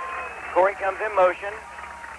Got the pass, fires it. Pass complete for a 1st down and more. Across the 40, breaking a tackle at the 45, up to the 46-yard line. The Wildcat receiver is Daley Thompson. 1st and 10 Wildcats. Excellent throw. Scott McMahon, nice catch, Daley. 1st and 10 Oak Ridge. Well, it was a nice throw. It looks like Oak Ridge tried to flood the flood route over there and had about 3 players short. And then it looks like Daley Thompson came in and ran a curl. And Scott McMahon saw him open, threw a dart pass in there. Big 1st down for the Wildcats. 9:11 to play, 3rd quarter. 17-7. Kingsport on top of Oak Ridge. Daley Thompson slid out to the far left. McMahon from the 47-yard line. Backfield split. Hands it off. Once again, running room for Spencer Gulmire. He's going to be dragged down after about a yard. The man who makes the stop, I believe, is number 48, D. Peeler, and 1 other man. And it'll be a loss, no loss on the play, a gain of about a yard. The Wildcats getting the very short yardage on 1st down here. It's 2nd down, 9 yards to go. 8 minutes, 41 seconds to play. 17-7. The Wildcats at their own 47-yard line. Well, we needed a sustained drive right here anyway, David, to show the Kingsport we're alive and well. We're you know, if we continue to keep driving the ball and running the clock, we can easily get back in this game. Up to the line they'll come, I formation. Everyone stacked on the left side of the line. Scott McMahon at quarterback. He'll pass. Lots of time. Looks to Cody Cofer. Instead fires a pass out here complete at around the 44-yard line to Adam Black, and I believe that's a 1st down. 1st and 10 Wildcats in Dobyns-Bennett territory. I think the Wildcats can throw the ball on these guys. Well, they can. They're moving the ball, David. There's never really been a question. They've run the ball very well, and now it looks like they've opened up. And I tell you, Scott McMahon, he's got to get a big play, a big run, and he did that early. It just seems like it gets him going, and it looks like he's got his motor running now. Wildcats have to hold on to the ball, though, as the play is brought in from the Oak Ridge sideline. 8:05 to play, 3rd quarter. 17-7. Dobyns-Bennett on top. Ball is at the Kingsport 44-yard line. Here they come to the line. Daley Thompson split out to the far right. Jamar Hardy covering him. Backfield split. Booker comes in motion. McMahon will pitch out here to Gulmire. Running room in front. Tyler Carr and Brian Harris blocking. Lowers his shoulder, moves the ball across the 40, up to around the 37-yard line. It's a gain of 6 or 7 yards for Spencer Gulmire. Have blockers Harris and Carr out there blocking in front of him, and just used his jets to get about 7 yards. Nice gain on 1st down, 2nd and 3. Yeah, you know, it was funny. When he first got that ball, it looked like he was going to get the corner. He had 2 or 3 blockers out in front of him, and the linebackers for Kingsport are so quick, they actually outran the pursuit and made a big play. 7:19 and counting. The ball is at the 37-yard line. Oak Ridge down by 10. Coming to the line with Cody Cofer, splitting out to the far left. Coverage on him, Dustin Gaines. 3-back eye, Oak Ridge. 2nd down, 3. 7:05 to play. And up goes Gulmire. 1st down and more. Brings the ball to the 30. Tackled it around the 29-yard line. Spencer just lowers his shoulder. Not only does he deliver blows on defense, he loves to deliver blows on offense as he knocks his man backwards. But they pick up a 1st down. 1st and 10 Wildcats at the 29-yard line. The Wildcats are not panicking, doing exactly what they wanted to do, have a kind of a ball control type ball game where they don't let Dobyns-Bennett's offense stay on the field like they did in the previous ball game. But the Wildcats have got to get points out of it. Here they come to the line once again. 1st and 10 at Kingsport 30. 6:45 and counting. 3-back eye once again for Scott McMahon. Here's the pitch to Booker. Hit in the backfield, breaks the tackle. Trying to get wide. Can he get her to the corner? He's going to break across the 25-20, 15-10. Touchdown, Corey Booker! Booker takes it home for the score. 6:28 to play, 3rd quarter. Nothing to his right. Came back and just outran him to the corner. 6 points for Corey Booker. Wow, David, no way in the world should he have been able to do that. And they ran a sweep to the right side, and as soon as he got the ball, one of the defensive ends had him in the grass, and then Corey just broke a tackle and then turned the Jets all the way across the other side of the field for a great touchdown, a very well-needed touchdown as well. 17-13, Dobyns-Bennett on top. Austin Keithley to attempt the extra point. David Alford to snap. Justin Pace to hold. Austin to attempt the extra point. 17-13 the score. Oak Ridge trailing Kingsport. High snap. Austin's kick is up, and it is good. 17-14 the Wildcats trail. We're going to take a break. We'll be back with the Oak Ridge kickoff in 60 seconds.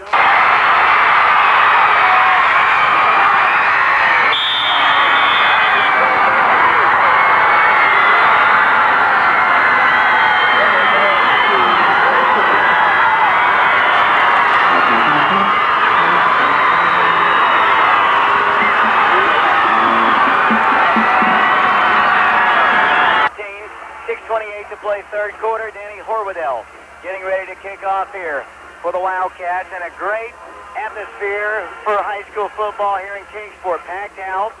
Danny makes his approach, and here's his kick. It's high kick. It's returnable. It's inside the 5. Fielded by Gaines at the 10. Boom! He bounces off the first wave of tacklers, and then he goes down. The Wildcats dropping with John Wilson inside the 10-yard line. At the 8-yard line, Big John Wilson, a maniac on special teams, was a special teams player a week ago, and they have the ball at the 9-yard line. Oak Ridge coming off of a 90-yard scoring drive. Worst field position of the night for the Indians. Well, that was very well needed as well. Looks like he was going to have some running room over here to the right side, and somebody, Sunshine Thompson, may have hit him, slowed down his progress, and then I believe it was Wilson came in to finish him off. Ferguson at quarterback, Duran Ferguson, 17-14, Dobyns-Bennett on top, 6:19 to play third quarter from the 10. Quarterback rolling, running. Ferguson lowers his shoulder and is taken on straight up at the 15-yard line. First time we've really seen him try to run the ball. He gains about 5 yards. Tackle at first, I think, by Grant Henry, and then Adam Black makes a stop. It'll be a gain of about 6. Second down, 4 yards to go. 5:59 to play. Brian Harris there on the stop as well. Ball is at the 16-yard line. The Wildcats trail by 3. 17-14 is our score from Kingsport. Dobyns-Bennett. The winner of this ball game will take on the winner of the Riverdale ball game taking place against Lincoln County. That'll be up here in East Tennessee, either at Oak Ridge or Kingsport. Second down, 4 yards to go. I formation, receivers left and right. Duran Ferguson facing a 4-man front. Back to pass. Breaking down his time. Passes down the field, way overthrown. And it's incomplete. And it's now third down and 4. And took a little shot from one of the Wildcats. Third down, 4 yards to go. Big play in the ball game right now. Well, it is. I tell you what, how nice would this be if Oak Ridge holds them back here deep in their own territory and would end up getting the ball in great field position. But big play right now, third and about 4.5 yards. 5 minutes, 27 seconds to play third quarter. The ball is at between the 15 and the 16-yard line. They need about 4 yards to go for it first. Third down, 4 yards to go. Straight I formation. 4-man front, Duran Ferguson at quarterback. Long count. Handoff, Flannery. Boom! He's hit at the line. Moves the pile forward and picks up a first down. And they just couldn't get him down. I thought when they hit him at the line, there's no way in the world he was going to get a first down. That pile just kept going. There was 4 or 5 white shirts. Flannery just kept driving his legs. That is an outstanding run for a first down. Yeah, it is. You have to give the kid credit. He does not want to go down. Like you said, he probably doesn't look to be fast, but man, he just has got a low center of gravity and just keeps his legs churning, and he moved the whole pile, looks like 3 or 4 yards. They lift him at 5'11". He just doesn't really look that tall. 5'11", 200 pounds. First and 10, Kingsport. The ball's at the 22-yard line, their own. Once again, Duran Ferguson from the shotgun. Here's the handoff to Flannery, trying to get wide. This time he'll go nowhere. He's belted at the 22-yard line. The Wildcats flew to the ball that time. Oak Ridge makes a stop with Jared Stevens and Grant Henry. The Wildcats trailing 17-14. 4:35 to play in the third quarter. It'll be second down, 9 yards to go. It's tremendous defensive pressure that time of the Wildcats, David. Flannery did a great job running that previous play, but that time the Wildcats were up to the task, tackling for just about a half-yard gain. From the 22-yard line, Ferguson with the receivers left and right. Second down, 9 yards to go. Back to pass. Pass, caught for a first down. He breaks the tackle, might take it for a score. Adam Black is going to bring him down at the 45-yard line. He broke that first tackle and was able to move the ball across midfield all the way to the 45-yard line. First and 10, Kingsport Dobyns-Bennett. All the yardage coming, most of the yardage coming through the air. The big yardage, big play offense. First and 10, Kingsport. They just ran a simple little crawl route, and it looks like 2 defenders split him, and neither one of them ends up making a tackle. He turns the ball downfield and picks up about 30 on the play. Of course, the Wildcats have a young guy in the secondary, Ravel Coffey. Wildcats also have Adam Black in there, along with Grant Henry and Daley Thompson. First and 10, ball at the Oak Ridge 46-yard line. Ferguson from the shotgun once again. Needing a little pressure. Here's a pass incomplete. Stops the clock. 3:43 to play. The Wildcats just having all kinds of trouble getting pressure on the quarterback. The one time they dropped him for a big loss, really the quarterback dropped the ball and allowed the Wildcats a little bit more time. They've rushed him a few times, but they've never actually gotten in there and sacked him. It'll be second down, 10 yards to go. 17-14 the score. The Wildcats trailing Kingsport Dobyns-Bennett. The winner moves on. The loser ends their season. The Wildcats lost to Kingsport 35-28 earlier in the year, week number 5. Here comes Kingsport. Shotgun once again from the Oak Ridge 46. Second down, 10 yards to go. 2 receivers left, 2 receivers right. Here's a little screen pass complete. Out here it goes to Flannery. The Wildcats running to the ball well, and then flag goes down. And I believe Scott says it's an illegal block. He got about 5 yards. We'll have to check that call. Yeah, David, it's really a well-executed screen, but number 60, one of their guards, came out and looks like he tried to cut Spencer Gulmire. Now, they've changed these rules a lot since I played, but I believe you've got to stay high and can't block below the waist.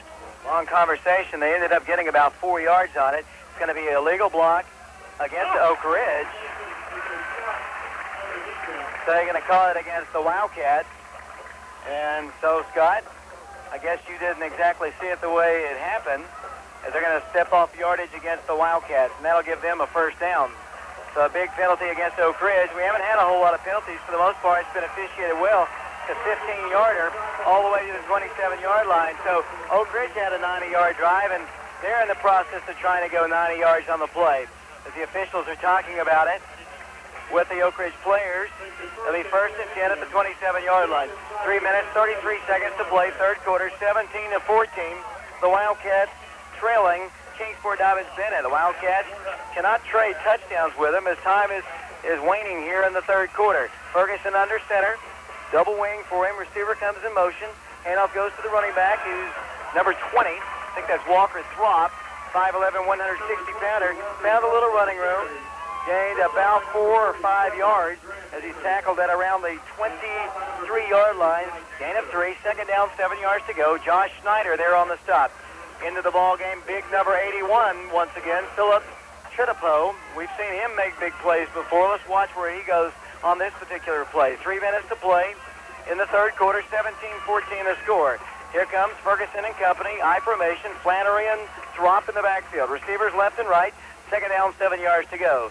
Duran Ferguson rolling with the football, moving the ball, gets to the 20-yard line. It'll be third down at about 2.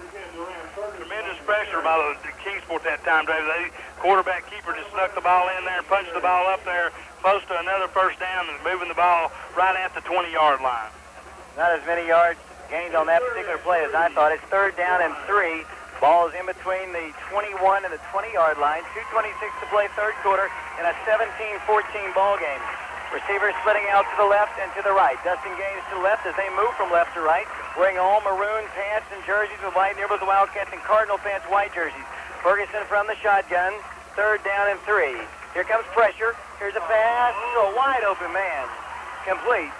The Wildcats gambled, and they read it perfectly. The Wildcats came in with a blitz on the outside, and they complete the pass. The guy just went out there, and one of the Indians, I believe, is down on the play, and I think that might be Dustin Gaines.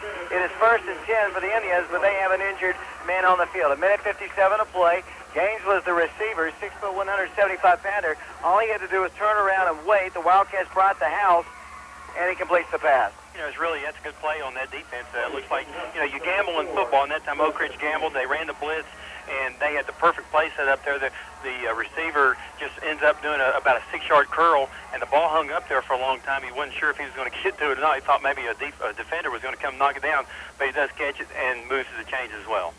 See what Gaines' situation. He's yet to get up here. I hesitate to take a break. The Wildcats have seen Dobyns-Bennett march from around their own 11-yard line all the way down to the 17, held by 1 penalty, but for the most part, they've just been able to move the ball. 17-14 is our score. Oak Ridge down 3 points here. The winner advances, the loser ends their season. The Wildcats trying to beat Dobyns-Bennett for the first time. Dobyns-Bennett has won the last 2 or 3 meetings. The Wildcats trying to advance to the semifinals for the first time since 1996 as the injured Indian is taken off the field, Dustin Gaines. So he'll come off the field. He appears to be okay. Gets a nice round of applause from the fans on both sides of the field.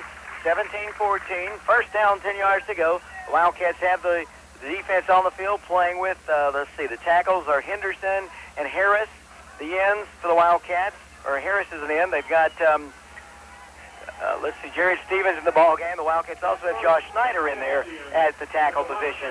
First down, 10 yards to go. The ball is at the 17-yard line. Single receiver split out to the right side. Number 24, Darrell Hayes. Daley Thompson defending him. Single receiver split to the left. Ferguson under center. First down, 10 yards to go. Handoff Flannery. Moves the ball for about 2, not much more than that. Tripped up, I believe, at the line by Josh Snyder. 91 seconds to play here in the third quarter. It'll bring up second down, 8 yards to go. Bo Price also there on the stop. The ball is at the 15-yard line. Clock ticking down here. Low-scoring ball game. The last time the two teams played, it was 35-28. Kingsport won that game. That was in week number 5 this year. 17-14 our score here. A minute 11 to play. Second down, we'll call it a long 7 to go for a first. Duran Ferguson, strong-arm quarterback, 6'3", 230-pounder. Man comes in motion. That's drop. Handoff goes. Flannery fumbles the football. The Wildcats have recovered. Oak Ridge has recovered the fumble, and it's about time that we get a one from them. After 4 turnovers in the first half, Jerry Stevens pounces on this one. That stops the Indian drive. Well, you know, you thought they were due for it, and that time the quarterback and the running back Flannery just couldn't get the ball together. It squirted out, and Jared Stevens was there to pounce on it. Oak Ridge will take over the ball on their own 16-yard line. Wildcats drove 90 yards their last time for a score. See what they can do here. The Wildcats getting their offensive unit onto the field. They'll take conservative, run the ball, and chew up the clock, go in and score. Let's win this ball game. 30 seconds to play, third quarter. Second down, 4.5 yards to go for a first. The ball's at the 22-yard line. Senior Daley Thompson split to the far right. Corey Booker in a slot, wing position to the left. Backfield split behind Scott McMahon. 2nd and 5. Man comes in motion. That's Booker. Handoff goes. Big running room, I believe, for Leonard Blair. I believe it's a first down. You know, they carried our pile forward. Leonard carries them forward. That should be a first down with 6 seconds to play here. 3 seconds, 2 seconds, 1 second. And let's see, it is first down. They stop the clock with 2 seconds to set the first down.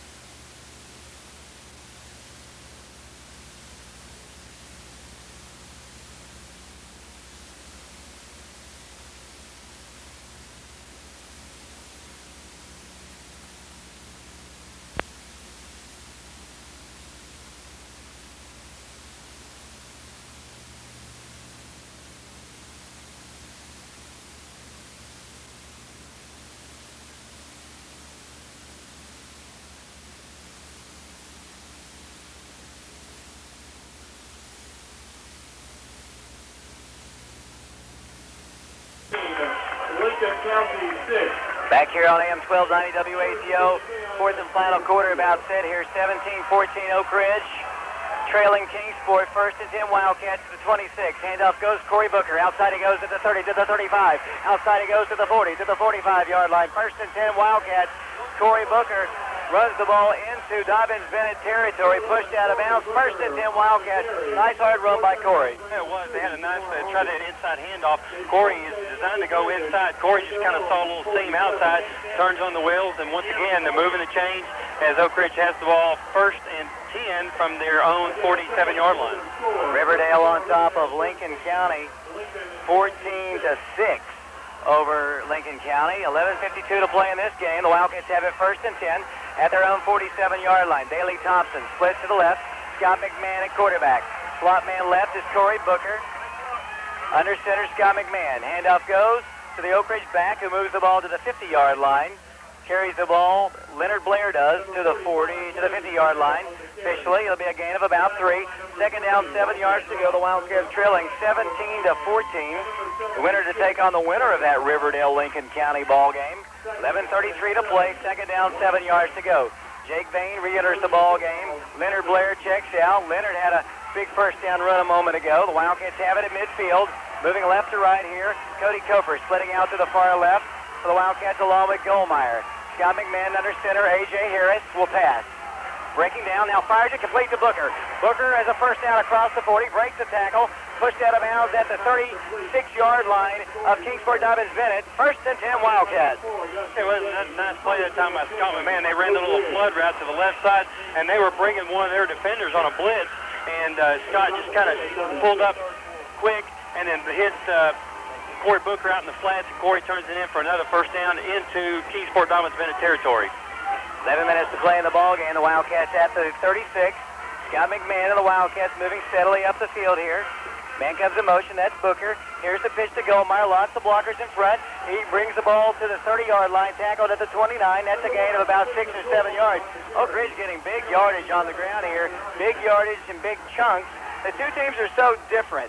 They get all their yardage through the air. Oak Ridge, in this tradition, gets their ground game going. They're hard to beat, and Oak Ridge right now turning out big yards, running the football. Well, they are that time. Once again, they just run the sweep, nothing fancy. Spencer Gulmire sees a crack and turns it upfield and picks up 6. Second down, 3 yards to go. The ball at the Dobyns-Bennett 30. Backfield split, 2 receivers split to the left. Scott McMahon hands it off. Jake Vane. Jake Vane moves the pile, continues to drive for a first down. Guards the football and moves the ball across the 25 up to around the 23-yard line. Scott McMahon's fired up down there. He pumped his fist in the air as Jake Vane, the sophomore running back, carries the ball to the 23-yard line. You got to feel right now, and Oak Ridge doesn't want a field goal here, but they're certainly within Danny Horwoodell field goal range. Absolutely. You have to think about it, though, David. The field is awfully wet. You want to get down there a little bit further to make a chip shot field goal. First and 10, Oak Ridge at Kingsport, 23-yard line. Backfield split. McMahon hands it off. There's Corey Booker. Corey at the 20 down to the 18-yard line. It's a gain of 5 yards. The Wildcats is keeping it on the ground, steadily moving the ball up the field. 9 minutes, 45 seconds to play in the ball game. Oak Ridge trailing 17-14. And I'm looking down here, and the way our press box is situated, we're actually sitting out over the crowd here, and I can look out the window to my right, and there are a lot of people swarming in their seats down here in front of us. The ball is at the 18-yard line of Kingsport. Second down, 6 yards to go. Scott McMahon with Jake Vane in the backfield, Gulmire and Booker. Single receiver. Spencer comes in motion. Scott will pass. Goes across the way. Wide open at the 5. That's a touchdown for the Wildcats. Oak Ridge takes it across. Daley Thompson gives Oak Ridge the lead. Great play that time. Scott McMahon threw a great pass on the curl route. He kept his time, kept his composure, threw a dart in there. Oak Ridge goes up. What a great ball game this is. 20-17. The Wildcats up by 3. 9:08 to play in the ball game. The Wildcats once again march down the field after a Dobyns-Bennett turnover. Austin Keithley to attempt the extra point to try to make it a 4-point advantage for the Oak Ridge Wildcats. Pace to hold. Alford to snap. Keithley to attempt. Kick is up. It's on its way. And it is good. The Wildcats 21-17. 9:08 to play in the ball game. We'll hold it right here. Great drive. Back-to-back long drives for the Wildcats. Playing that tomahawk chop as their fans have been kind of quiet here in the second half, trying to get back into it. As Danny prepares to kick off, Gaines back to receive the kick. 21-17, Oak Ridge on top. Here's Danny's kick. He hits it high, not long enough. It's going to be returnable at the 5, 10, 15, 20, 25. Wildcats make him pay at the 27-yard line. Nice return, though, by Darrell Hayes. First and 10, Kingsport. 9 minutes, 2 seconds to play. John Wilson there on the stop. First and 10, Dobyns-Bennett. It is exciting. It's a great atmosphere for a ball game. You look at the Oak Ridge stands over there. David, the fans of Oak Ridge are absolutely going berserk over there. And they came in big numbers here tonight, as did the Dobyns-Bennett fans. Ball is at the 27-yard line. Duran Ferguson with 2 receivers to the right, 2 to the left. 4-man front, Oak Ridge. Maurice McKinney is in a defensive end now. Ferguson from the shotgun. Back to pass. In trouble. Rolling. Has to run. Now to be safe. He follows it. Oak Ridge has a touchdown. Oak Ridge has a touchdown. Oak Ridge has a touchdown. Spencer Gulmire picks up the fumble. Takes it home for a touchdown. 8 minutes, 49 seconds to play. Spencer Gulmire picks it up. Ferguson put it on the field. And Oak Ridge has silenced this Dobyns-Bennett crowd with 8:49 to play, and they'll go for another extra point. Unbelievable, David. I don't know who it was that came in from the left side, had pressure on the quarterback, and all of a sudden you see the ball on the ground. All you're wanting to do is somebody to jump on it, and then Spencer sees it, scoops it up, and runs about 17, 18 yards for a touchdown for the Wildcats. 27-17, Oak Ridge on top of Kingsport, 8:49 to play. High snap, Austin's kick is up, and it is good. It's pandemonium in the Oak Ridge stands. Oak Ridge on top by 11, 28-17. The Wildcats of Oak Ridge on top. Oak Ridge on top. If you turned off your radios and you thought Oak Ridge was going to lose it at halftime, it's been all Oak Ridge here in the second half. Dorian Ferguson at quarterback. 1st and 10. Shotgun once again. Back to pass. Time. Fires. Pass. Incomplete. Incomplete at the 35-yard line. It'll be 2nd down and 10 yards to go. Incomplete. In coverage for the Wildcats, number 10, Ravel Coffey.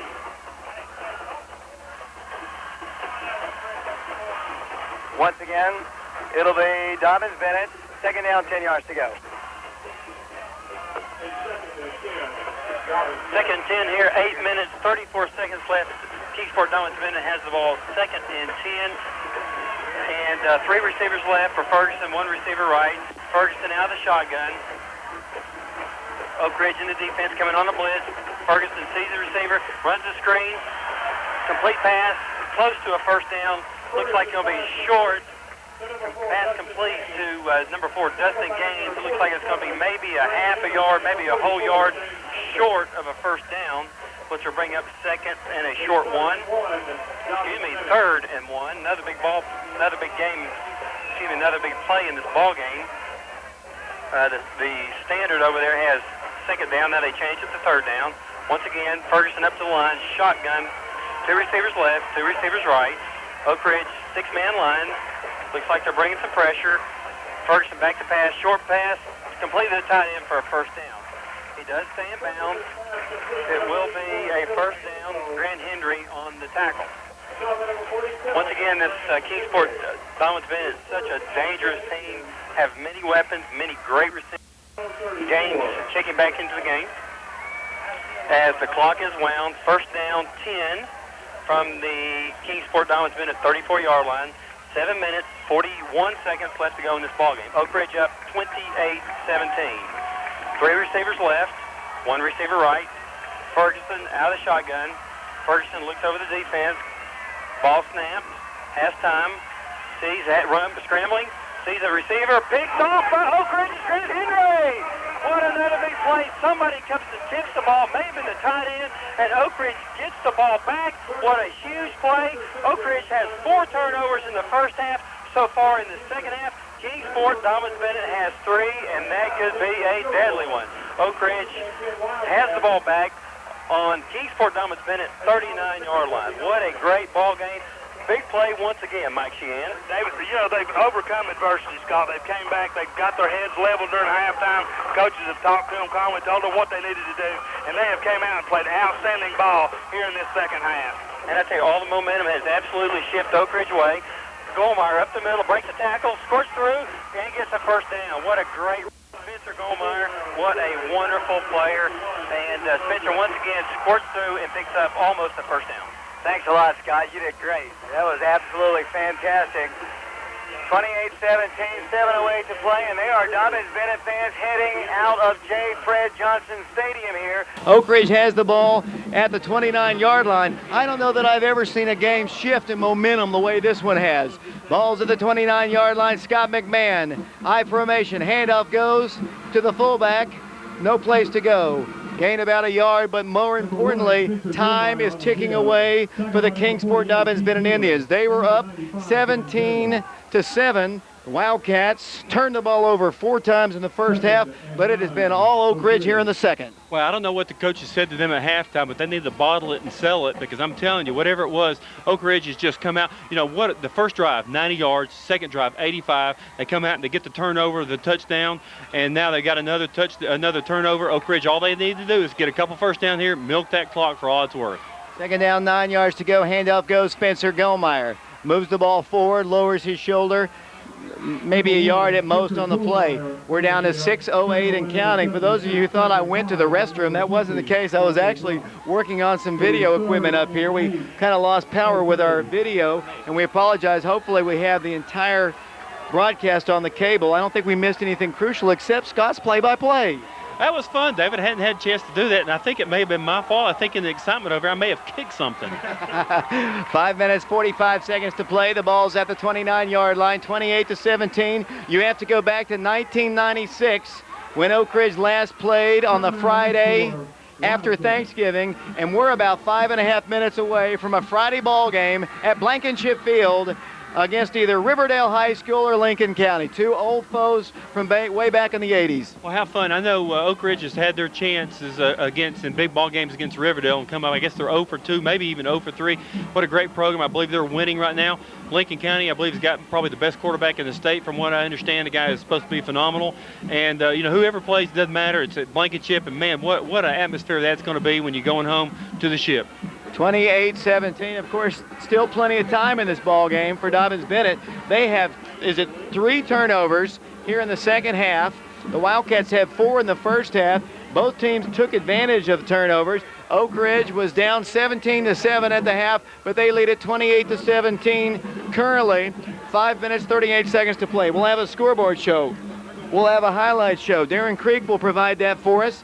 At the conclusion of our broadcast, we'll have player interviews down on J. Fred Johnson Field. We'll also have Coach Lussier up here in the press box, and we'll be talking about perhaps a Friday ball game next week at home with 1 win away from a championship game, but of course there's still 5:38 to play in this one. 3rd down, 9 yards to go. Scott McMahon back to pass. Looks wide open. James Mitchell. Oh, yes, sirree! Touchdown, Oak Ridge! Scott McMahon puts that icing on the cake, and the Wildcats are headed home next Friday night.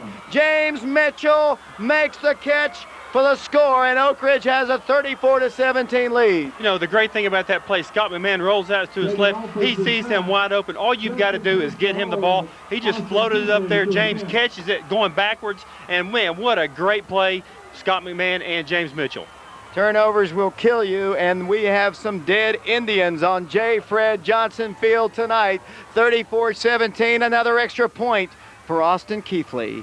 This one's up, and it's good. 35-17. Oak Ridge is going to send Dobyns-Bennett packing. Basketball season rolling around, and here's the ironic thing, Scott Munger. Oak Ridge plays Dobyns-Bennett in basketball Friday at the Oak Ridge High School gym. Well, I hate to say this, but I'm not going to make it to that basketball game Friday night. I think I may go to a football game. Good news. They've moved the basketball game. The girls' game will be at 1. The boys' game will be at 2:30, and the football game will be at Blankenship Field, 7 o'clock against either Riverdale or Lincoln County. Wildcats up 35-17. Just a momentum shift. Turnovers, you cannot put the ball down on the ground. We saw that in the first half, and Oak Ridge saw Dobyns-Bennett not take advantage of all the opportunities, as right now Austin Keithley has 5 extra points coming into this game. He needed 4 to tie David Burks. He's gone past him. He needs 1 more to tie Chris Huber for the all-time extra point lead in a season. Wildcats on top 35-17. David, Oak Ridge started off in the first half, four fumbles. I mean, what are you supposed to do with that? And they come out here, they take advantage of them, unlike Dobyns-Bennett, and they get 3 touchdowns on the board in the 4th quarter. They've come out here ready to play in the second half. I don't know what Coach told them during the halftime, but something's got them ready. Back to you, David. We're on the internet. We're on Oak Ridge Schools Television Channel 15, and Danny Horadale has put one to the 1-yard line. Gains 5, 10, 15.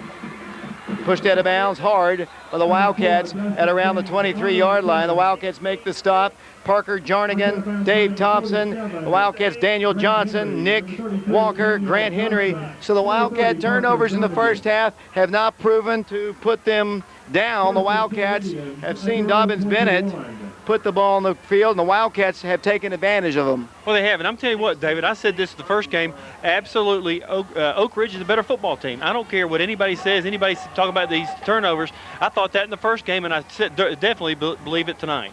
Duran Ferguson to pass, little screen pass to Flannery.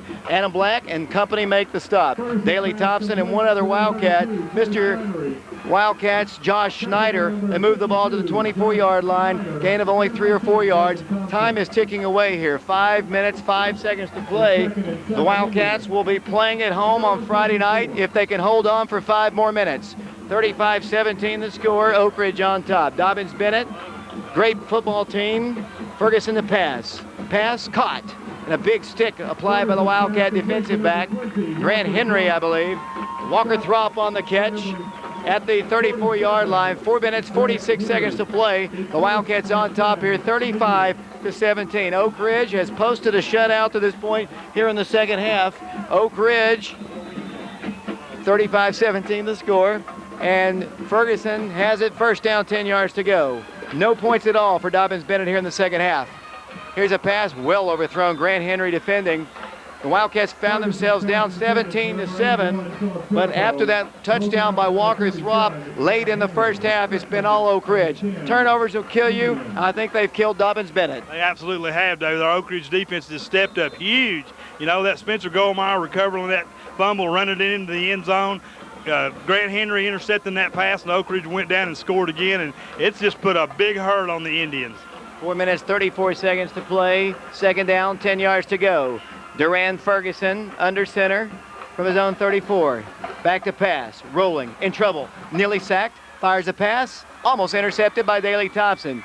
Ferguson, when he's pressured, has trouble. Wildcats put pressure on him that time. Good coverage by the secondary. No real receiver came open as the Wildcats have it, a lead of 35-17. What a great crowd Oak Ridge brought up here. What a great crowd for Dobyns-Bennett. Corey Booker broke the all-time rushing mark, and they got a nice standing ovation from the Dobyns-Bennett fans. That's a class program. It's a class town. I love coming up here. I always love coming up here, David. I love coming up here even in high school. We ran track and played football up here. Just a great bunch of people up here in Kingsport. But how sweet it is to come up here and win one. Been a while since that's happened as the Wildcats once again blitzing. Duran goes up the field long. Oh, there's pass interference. Oh, he's not going to call it. That is pass interference. The Wildcat defensive back tripped the intended receiver, Darrell Hayes. It was not going to be caught. It was probably well overthrown, but no flag on the play, and the Wildcats might have caught in the break. 4th and 10. Well, that could have been an incidental happening, David. You know, maybe the receiver cut to the left and got into Adam Black's foot, and he accidentally tripped him. You know, the official was right there on top of it, didn't call anything, and the back judge on this side over here didn't call anything. So I'd say just an accidental trip, and he fell down. Huge incomplete pass. Brings up 4th and long now. The Wildcats may get the ball back here very shortly right after this down. Up to the line they'll come. 4th down, 10 yards to go. The ball is at the 34-yard line. Duran back to pass. Lots of time. In trouble. Fires a pass. Almost intercepted. The Wildcats are going to take over on downs. The Wildcat offense is on the field again, and Dobyns-Bennett's season is over in 4 minutes and 13 seconds to play. What a great ball game if you're an Oak Ridge fan, for sure. It was very sloppily played in the first half by Oak Ridge. Very sloppily played by Dobyns-Bennett in the second half, and I think I'd much rather play poorly in the first half and play good in the second half, and that's what Oak Ridge has done. You know, we talked during halftime that this is exactly what could very easily happen, and it did. That time, Jared Stevens had Duran by the arm practically and made him misthrow that pass. Wildcats take over on downs, and we're back on offense. 35-17 the score. The Wildcats have the ball again. Handoff goes to Corey Booker, running the ball, and you know, at this stage in the ball game, with a semifinal round ball game, looking Oak Ridge in the face, I think I'd take the senior out of the ball game right now and let him sit there. He's got a bad shoulder anyway. We want him healthy next Friday night. We certainly do, David. I look so forward to having this semifinal game in Oak Ridge. And, you know, like you said a moment ago, the Oak Ridge crowd came out, and, boy, they are vocal, David. The team knows they're behind them, and it's just a huge incentive for the Wildcats to play well. And what about the play calling by Ron Gray tonight, David? He's just done a super job. 35-17, 3:36 to go. Power I left for the Wildcats. They fake a blitz and they jump off sides. Number 7, Tyler Nottingham, just couldn't slow his momentum down, and he jumps across the line of scrimmage. 35-17 Oak Ridge on top. The Wildcats, they do indeed take Corey Booker out of the ball game and replace him. Well, Gulmire's in there. Leonard Blair's in the ball game. Encroachment against Dobyns-Bennett, and I think you're about ready to watch the Wildcats start taking knees here. They don't want to rub it in because we've got Dobyns-Bennett on our regular season schedule week number 5 next week. You don't want to rub it in against a class program. No, definitely not, David. They've been good to us over the years, and, you know, we want to respect them, and you know, it's just we want to show the kind of class Oak Ridge High School has. The last time Oak Ridge beat Kingsport Dobyns-Bennett, Corey Booker was on this field playing for the Wildcats as Oak Ridge moves the ball forward for a gain. I think a first down gain as Jake Vane moves the ball close to the 26-yard line. This season is ticking down for Dobyns-Bennett. It's down to 2 minutes and 56 seconds to play. The Wildcats will avenge their earlier loss to the Kingsport Dobyns-Bennett Indians. Oak Ridge has put 35 on the board, Dobyns-Bennett 17. All of those came in the first half. The Wildcats have it. It's third down, a yard to go. The ball's at the 26-yard line. The squirming continues in the Dobyns-Bennett section, but I love these fans here. They are so great fans for their team, and they're most of them are sitting here and watching the season come to its conclusion here at J. Fred Johnson Stadium.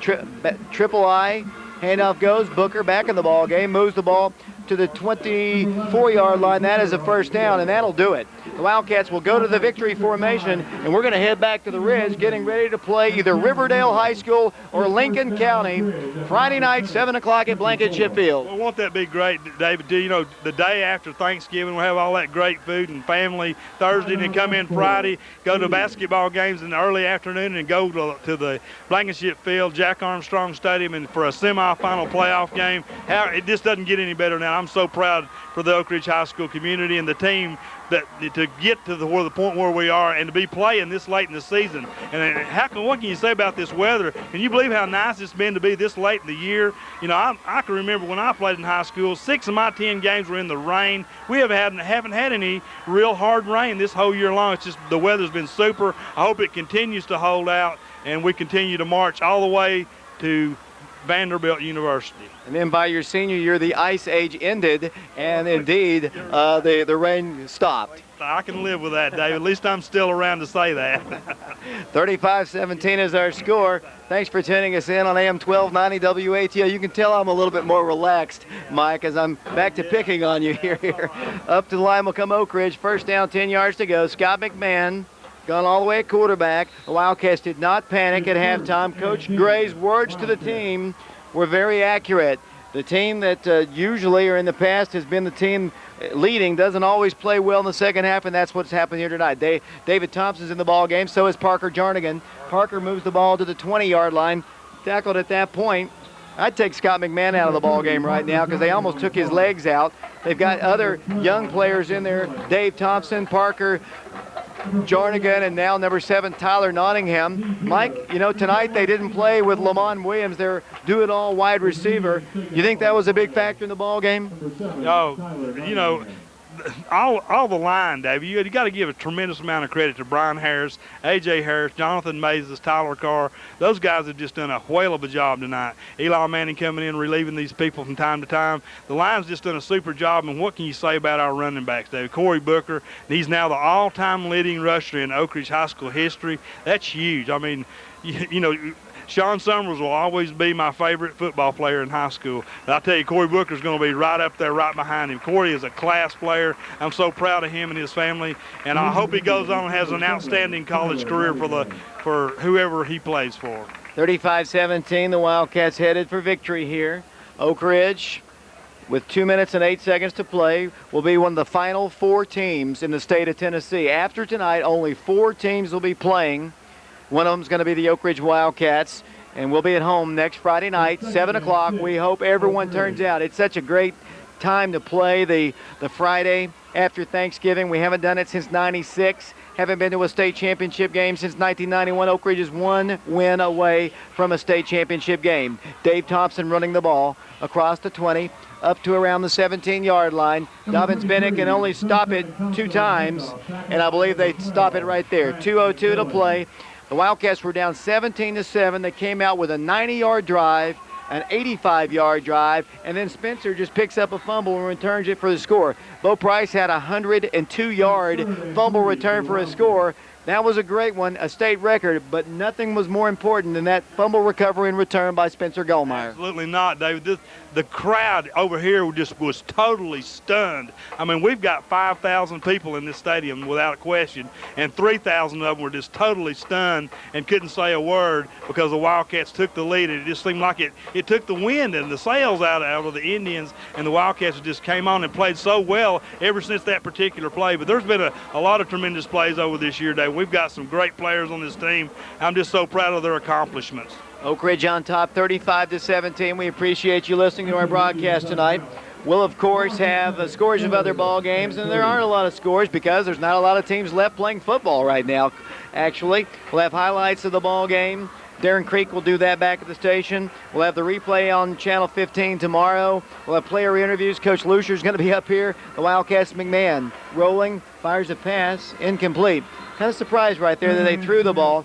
David Thompson was the intended receiver. It'll be 4th down at about 4 yards to go. 1:56 to play. The ball is at around the 17-yard line. 4th down and 3. I'm kind of surprised they threw the ball right there. Yeah, me too. You know, they really want this first down, though, David. They realize how important it is to run that clock on down, and to throw a pass that calls timeout. I'm like you. I'm a little bit surprised about that play. All we need is like 2.5, maybe 3 yards here for the first down. They're going to go for it here on 4th down.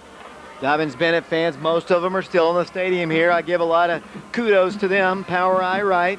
Scott McMahon a pass, looks to James Mitchell. No, it's out of the backfield, complete. At the 10, Leonard Blair moves the ball down to the 6-yard line. And I will guarantee you, unless Dobyns-Bennett calls a timeout, Oak Ridge will take a knee right here. Ball's at the 6-yard line. Oak Ridge on top, 35-17. For those of you listening to us across the internet tonight, we'll hope you'll make your way to Blankenship Field on Friday night as Oak Ridge will take on either Riverdale, coached by Gary Rankin, or Lincoln County, coached by Lewis Thompson. David, I highly recommend people listen to Cable Channel 15 tomorrow and tape this game, because it's going to be one of the better games you'll ever see in your life. Oak Ridge High School up here at Kingsport, Dobyns-Bennett, knocking the Indians off 35-17. What an outstanding game this has been. Tremendous excitement all the way around. Robert Graff splits out to the far left. Quarterback is Ravel Coffey. Handoff goes David Thompson. And I believe he fumbles the football, and they recover it at the 11-yard line. Number 95, Ben Taylor, 6'1", 170-pounder, recovers it. The Dobyns-Bennett fans give them a little bit of applause. 35-17 the score, 1:14 to play. And let's see what Dobyns-Bennett can do here. They have 1 timeout remaining. They are down 35-17. We're going to have a lot of things to do after the ball game, but it's well worth it. We've come up here so many times, Mike Sheehan, and come away with losses, but tonight we're going to enjoy this one as long as they don't throw us out of the press box. Yeah, Dave, you know, we've been really disappointed. Last year I left here totally dejected, got downstairs, a lot of their fans here congratulating us on what a great team we had and how hard we tried, and we just came up a little short last year. And this year, we just came out and executed so well. All season long, everybody stepped up really huge. Last week I mentioned James Mitchell, I thought was the all-time leading tackler. Sure enough, he had 14 tackles last week, surpassing the all-time leading tackling record by 7 last week. He's had another huge night tonight. That young man's going down in the record books as Oak Ridge's all-time leading tackler, and he has another whole season left. Last time Oak Ridge beat Dobyns-Bennett was up here, 21-10. They trailed at the halfway mark, I believe 10-0. Came back to post a shutout in the second half and won it 21-10. That same year, though, Dobyns-Bennett beat Oak Ridge at Blankenship Field 32-6 to end the Wildcat season. The Wildcats and Dobyns-Bennett did not play one another in 2001. Last year, Kingsport eliminated Oak Ridge 21-14, and they beat us 35-28 in game number 5 this week. So a 5-game winning streak about to come to a close here as a pass across the middle is caught by Dobyns-Bennett. Up the field, they move the ball to the 20-yard line. 3 straight wins for Dobyns-Bennett, and the Wildcats are going to come away with a win here. We've got 1 more minute to play in this ball game, and Kingsport, which has had a great year and a young team. A lot of people thought this was a rebuilding year for them. They've got a young team, and unfortunately, we got to face them again next year. They're a great team, and they come back with just about everyone. Ferguson the pass, fires a pass is caught. Walker Throp moves the ball, tackled by the Wildcats, I believe, Nick Walker, at around the 36-yard line. That's a first down. First down, 10 yards to go. The Wildcat defense is going to post a shutout if they can hold on for 38 more seconds. A shutout here in the second half, that is. And they have outscored the Indians 28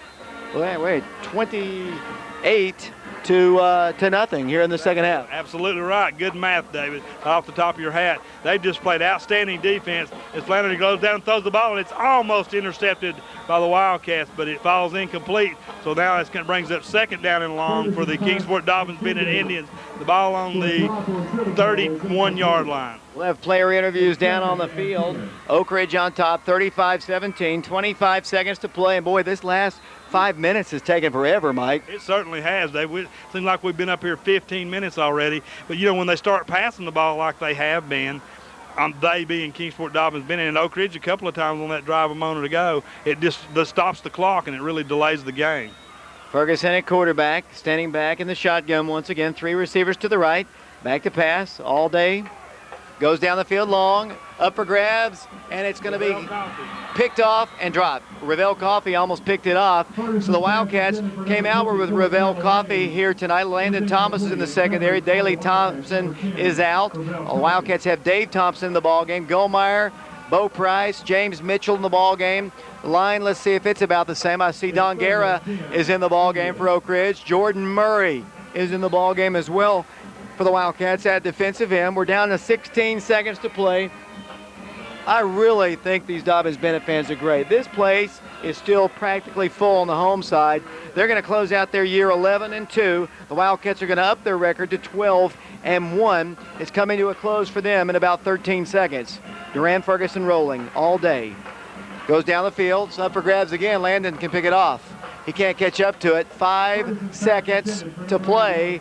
It's going to be 4th down, 10 yards to go, and Dobyns-Bennett is down to their final play. David, that pass to Philip Trinapo was way over his head. Landon Thomas had a better chance of catching it, but it was still over his head. That young man, Flannery, has got one heck of an arm. He's going to be a great player next year. He'll be back. He's just a junior. You know, they've got a lot of their core players coming back next year. But the good thing about next year that I like best of all is Kingsport Dobyns-Bennett will be coming to Oak Ridge. We will not have to come up here next year.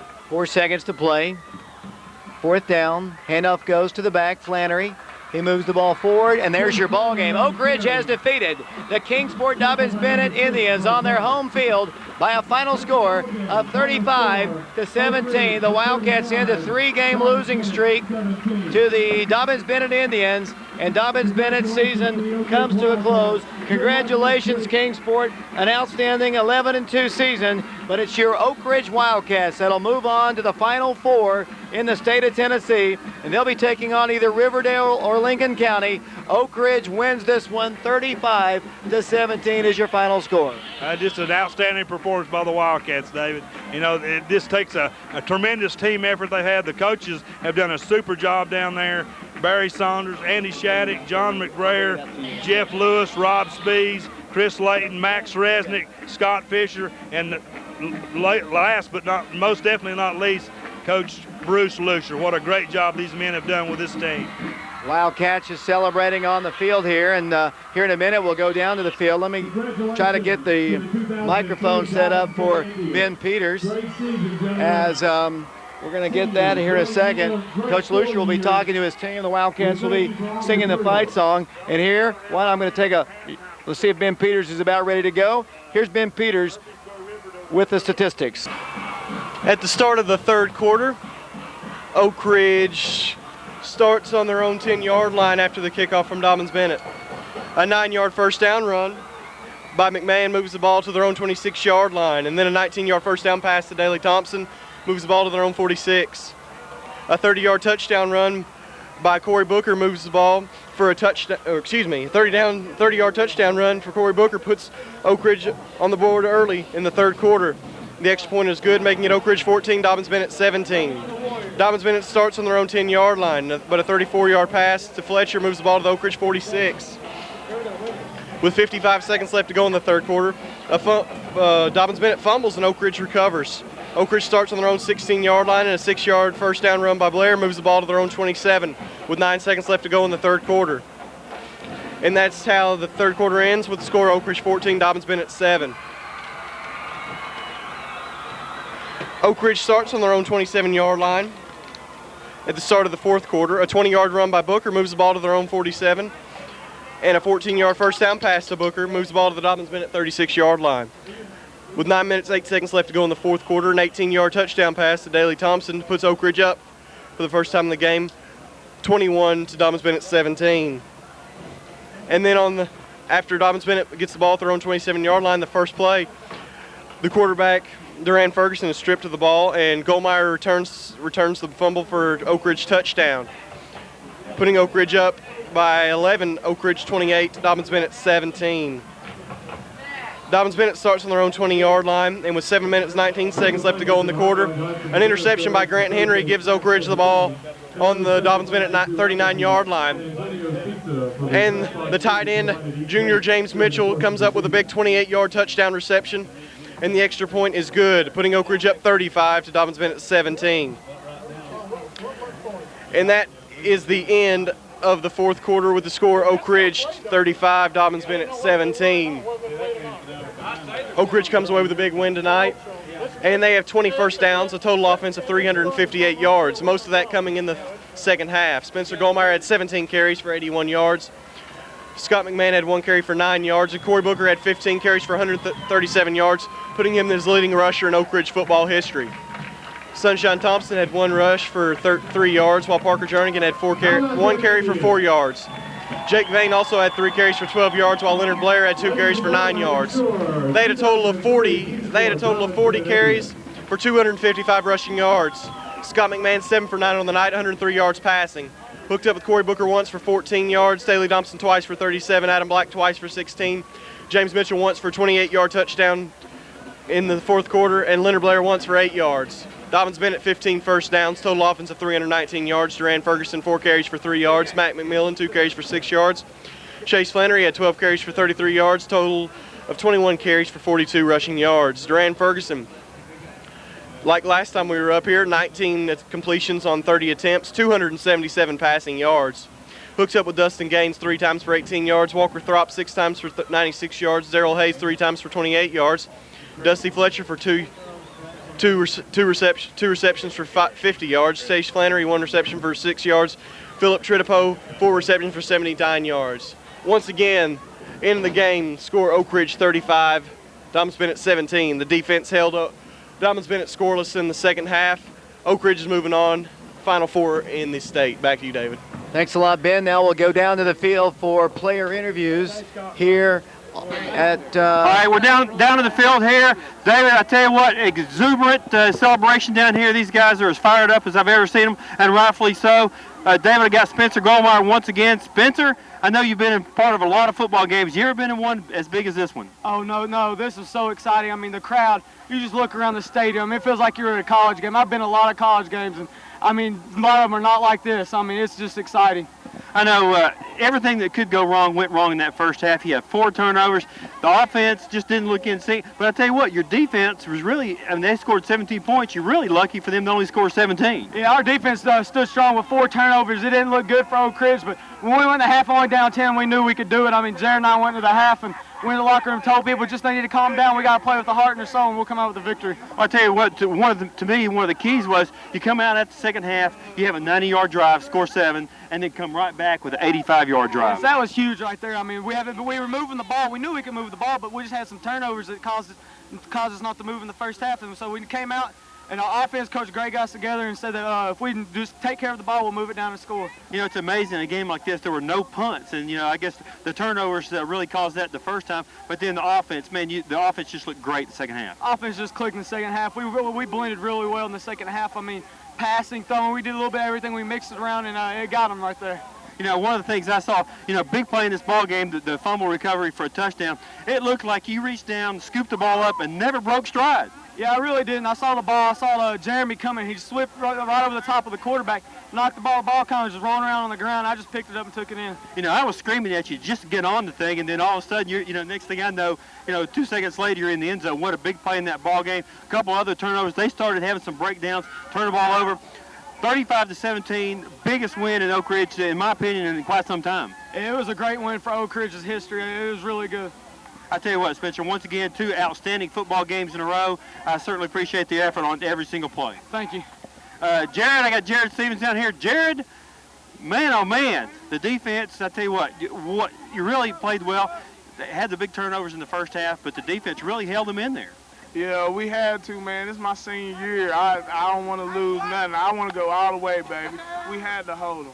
It was an outstanding effort. Offense just turned around that second half. And I tell you what, it looks like you're getting held just about every play, but it ended up you're in there, you're in the quarterback's face just about in every play. They got to.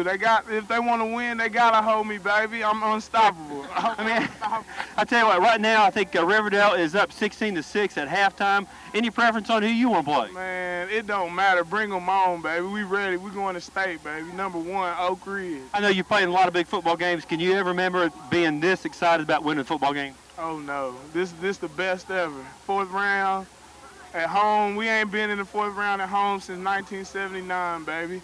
I'm ready. I tell you, it's a very exciting, great ball game once again, Jared. I appreciate it.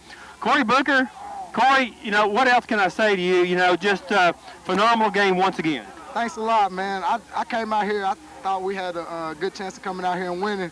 Had a few mistakes earlier, but, I mean, we readjusted at halftime and just made the big plays in the second half. You know, one of the plays that just really astounded me was the touchdown run right over here in this corner. You run the toss sweep to the right side, nothing's there, and then you just broke it all the way across the green to score a big touchdown. Well, before Coach Gray called that play, I told him in the huddle, I said, it's time for me to take over the football game. And when I went right, there was nothing there, and I just cut back, and I just saw nothing but green and all the way to the end zone. You know, I wanted to be one of the first to congratulate you. You are now the all-time leading rusher at Oak Ridge football history. Man, that's so amazing. I never thought that would happen. I mean, 4 years, I guess it should have happened, but there's no better night than tonight to make it happen. You know, like I've asked everybody else, do you remember playing in a bigger game than this and coming out victorious?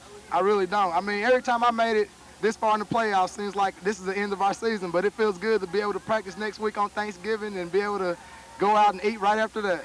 Well, you know, the big thing now, you know, you got to enjoy this for tonight, but then, you know, come tomorrow, it's time to get ready for either Riverdale, who is leading 16-6, or maybe perhaps that Lincoln County may come back in that football game.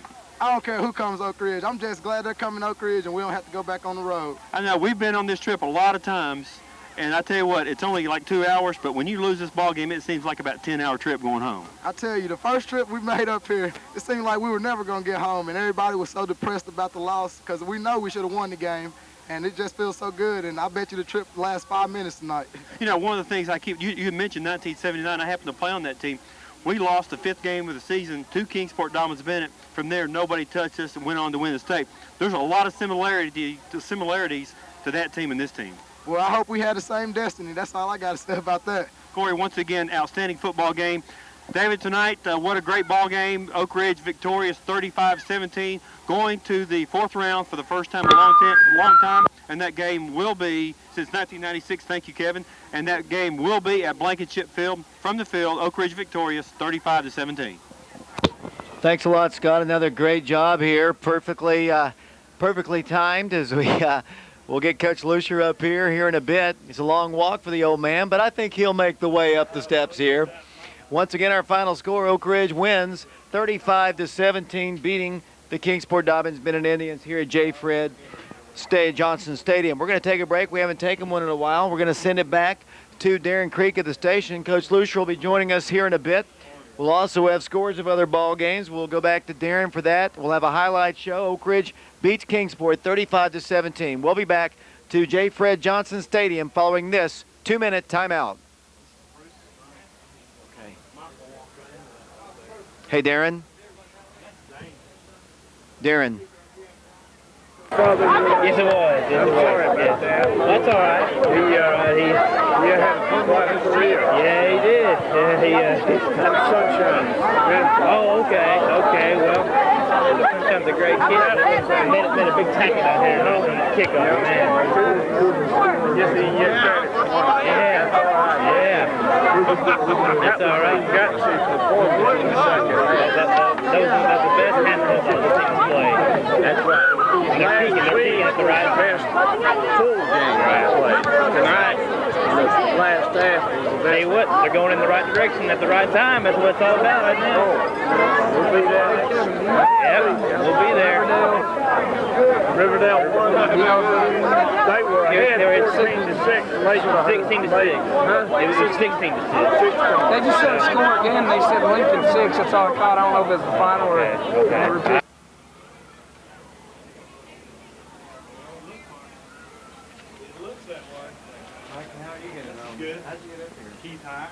Is he gonna leave you?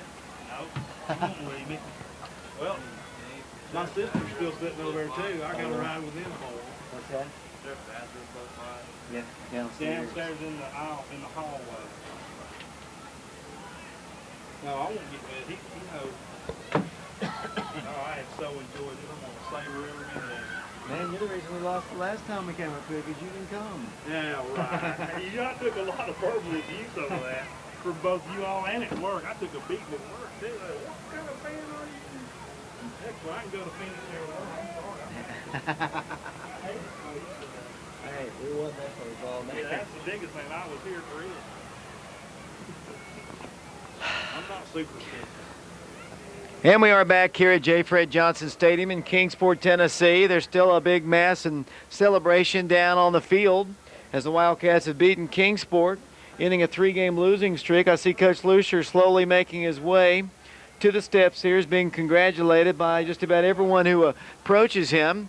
You know, I heard Scott say on the interviews, of course, I'm always have to be stuck up here in the press box, but, you know, after a win like this, I don't care where I am. I could be sitting back at Oak Ridge. I'd still be happy, but I heard him say we've taken a lot of trips up to Kingsport and had a lot of disappointing road trips back home. Tonight, in my brand new van, well, not brand new, but my new van, which was worked on all weekend or all week by M&W Auto Repair to get it in tip-top shape and donated by the Boosters Club.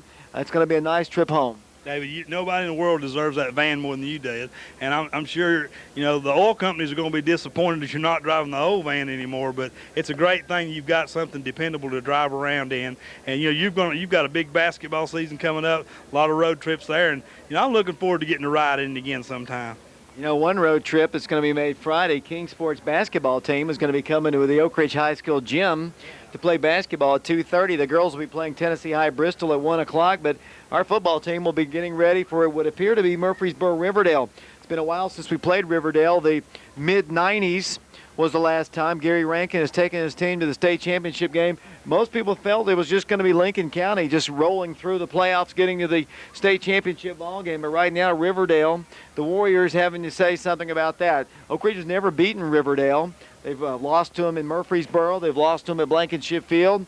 And they're coming to our place if they hold on, or it might be the Falcons from Lincoln County. We haven't played them since 1990 to the mid-'90s when we played Riverdale. David, it's time for the Oak Ridge Wildcat tradition to come shining through, and the Oak Ridge take a victory from Murfreesboro, because they sure, you know, had given us a lot of tremendous disappointing times. And how great would that be to win against Murfreesboro Riverdale in Oak Ridge next Friday night, 7 o'clock, Jack Armstrong Stadium, Blankenship Field. Can't hardly wait. See Graham Clark, the head coach of the Kingsport Dobyns-Bennett Indians. He and Coach Lussier just having a conversation. Coach Clark is making his way up here. You talk about a good football coach. That's a good football coach. And here comes a very happy football coach, Bruce Lussier. And I'm watching Graham Clark hug his mother down there. We met her after the ball game last week. Just a really nice person. And his mother's up here. And it's kind of sad, but, you know, somebody has to lose, and it might as well be them for once, actually, Mike. I totally agree with that. You know, I told you earlier, I left out of here last year. My heart was heavy because we should have won that game. We had a few mistakes here and there. Things didn't go our way, but this year it's victorious, and how happy I am. And without any further delay, here's Coach Bruce Lussier. Coach, congratulations. And, you know, football is such an interesting game. I mean, the first half, you couldn't do anything right, really, in terms of offense. Your defense was solid, but the offense just kept putting the ball down on the field. 4 turnovers. Fortunately, they didn't take advantage of them like you did in the second half when they put the ball down on the field. Your defense, I thought, was solid. Dobyns-Bennett had great field position. They had one long drive, but for the most part, your defense was good tonight against them. The offense just put the ball down on the field. The second half, your defense posted a shutout. You put 28 unanswered points on the board. You do it with defense, and the offense didn't panic. I don't know what you told them. I'm sure it was something to the effect of, we don't have to panic. We're still in this ball game, despite the fact that we're playing poor football right now. I don't know what you told them or what Coach Gray or the other staff said, but whatever it was quite effective, and we're playing on Friday after Thanksgiving for the first time in a while. Well, it has been a long time, and I'm so proud for our community because I know it's something that they pride themselves in, and It has been a long time since we played on Thanksgiving week. And hopefully, you know, we're going to give a good accounting of ourselves next week. But, you know, tonight I'm very, very proud of our kids. They did hang in there. I don't think it's anything we said at halftime because we sure, you know, we felt our schemes were sound and we had good schemes going into the ball game, and we just kept shooting ourselves in the foot in the first half. And, you know, what can you say about the defense? I mean, they kept time after time going out there and in adverse circumstances. I know before the ball game, I said we got to fight through adversity. It's going to have some adverse conditions and situations tonight. And if we're going to start looking at each other and getting mad and pointing fingers and stuff like that, it's not going to work out for us. And they were able to withstand doing those types of things, hanging in there and keep battling. And as long as I think this group keeps battling, they got a chance. Offense came out. We didn't turn the ball over in the second half. And again, we moved the football. We felt like we could early in the first half. We just kept turning the ball over to them. And then in the second half, we got us a few breaks with the big strip. And I just don't know who stripped the ball out of there. Boy, Spencer on the spot, scoops it up and scores with it. Momentum's just coming in there big time. Then we end up getting a tip ball. And get an interception down there, you know, and our offense hadn't been on the field yet. And so that was great. And our guys were going nuts. There was still a lot of time left in the ball game, and we knew that they got big play capabilities. But our guys came in there, and, you know, we put some pressure on him tonight. And I think we did a good job defending down the field, defending the receivers. Because a lot of times he had time, but he was starting to get a little antsy in there and things. And I think he threw a few balls, that, especially in the second half, that maybe he should have held on to a little bit longer possibly. And somebody may have come open. But my hat's off to our guys. They played well. They played hard in the second half, believed in each other. And I think those were the things that we probably dwelled on at halftime. You know, you got to do those things when you get this far because you're playing good football teams. And if we get a few breaks, you know, things might swing our way, and they did. Coach, your offensive line, as usual, was just really, really good. You got big yardage on the ground. You could run the ball at will against them. You didn't throw the ball much in the first half. You came out, and Scott, I thought, was on his game, throwing the ball, just connected time and time again with his receivers when he needed to. But your offensive line just did a great job for that running game. Well, they've been doing a good job all season long. I think they take a lot of pride in what they do. We were fortunate tonight. We didn't get anybody hurt, which was big. You know, Corey came through it okay. Tyler and Brian, the guys that have been banged up most of the season, it came through it appears in good shape. And, you know, we felt we could run the football at them coming into the ball game. The thing that we didn't factor in, didn't count on, as I told you on the show on Wednesday night, we can't turn the ball over. And we did 4 times and turn it over in great field position. And they got one score out of it. You know, the field goal, I guess, to start the ball game out. You know, I felt pretty good holding them to that right there. You know, they moved the football down the field somewhat, but, you know, overall, I still think that we had a couple chances to stop them, and they ended up with 3 points. So that was a big victory, I think, from a gut feeling for us. And I know I felt pretty good at that time that we can play with these guys and shut their passing game down.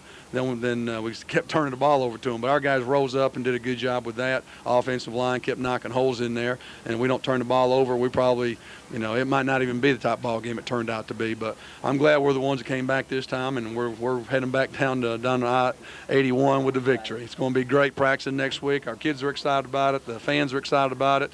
Don't have an idea as to who we're playing. Riverdale looks like. Again, we've had some battles with them, and I guess we're going to be in there for another one with them, but that's okay. Gary Rankin does a good job with his program down there, and I'm sure our guys will be looking forward to competing against them. Coach, I heard Scott say this down on the field. We've come up here a lot of times. We've had a long road trip back. Tonight's road trip's going to be fun. I'm looking forward to it in the new van, and just the fact that we have a win. And, you know, things were not looking good at halftime, but we were talking about it just like you. We felt we still had the better team, and obviously your guys, like you said, believed in themselves, and it's going to be a nice road trip home. Well, it most definitely is, and, you know, at halftime it didn't look good, but again, I still was confident that our kids could come back out there, and if we play Wildcat football, then we're going to have a chance. And they did. They believed in each other, and that's probably the most important thing. You know, it's just great to see these guys. They grow every week. They get more confident with each other. We faced some adverse conditions, as did Dobyns-Bennett this week, and our kids fought through that. You know, I'm going to have to look at the tapes and see the guys that we put in there up for the first time under the gun. And I'm sure that they made some mistakes, but they made a few plays too. And so real proud of those guys. It's great to see Corey. I thought he came out running like a champion tonight. I mean, he had some intensity about him. He was competing from the start. And when he went over the record right there, of course, we were still behind at the time.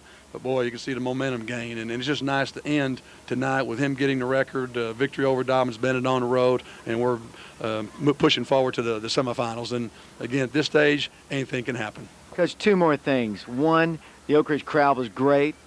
The Dobyns-Bennett crowd was great. When they announced that Corey had broken the record, they cheered just as loudly as if they were Oak Ridge fans. Well, Coach Clark there, just as I was coming up through the bleachers, stopped me and asked me if I'd send him a graduation invitation because he wants to watch Corey graduate.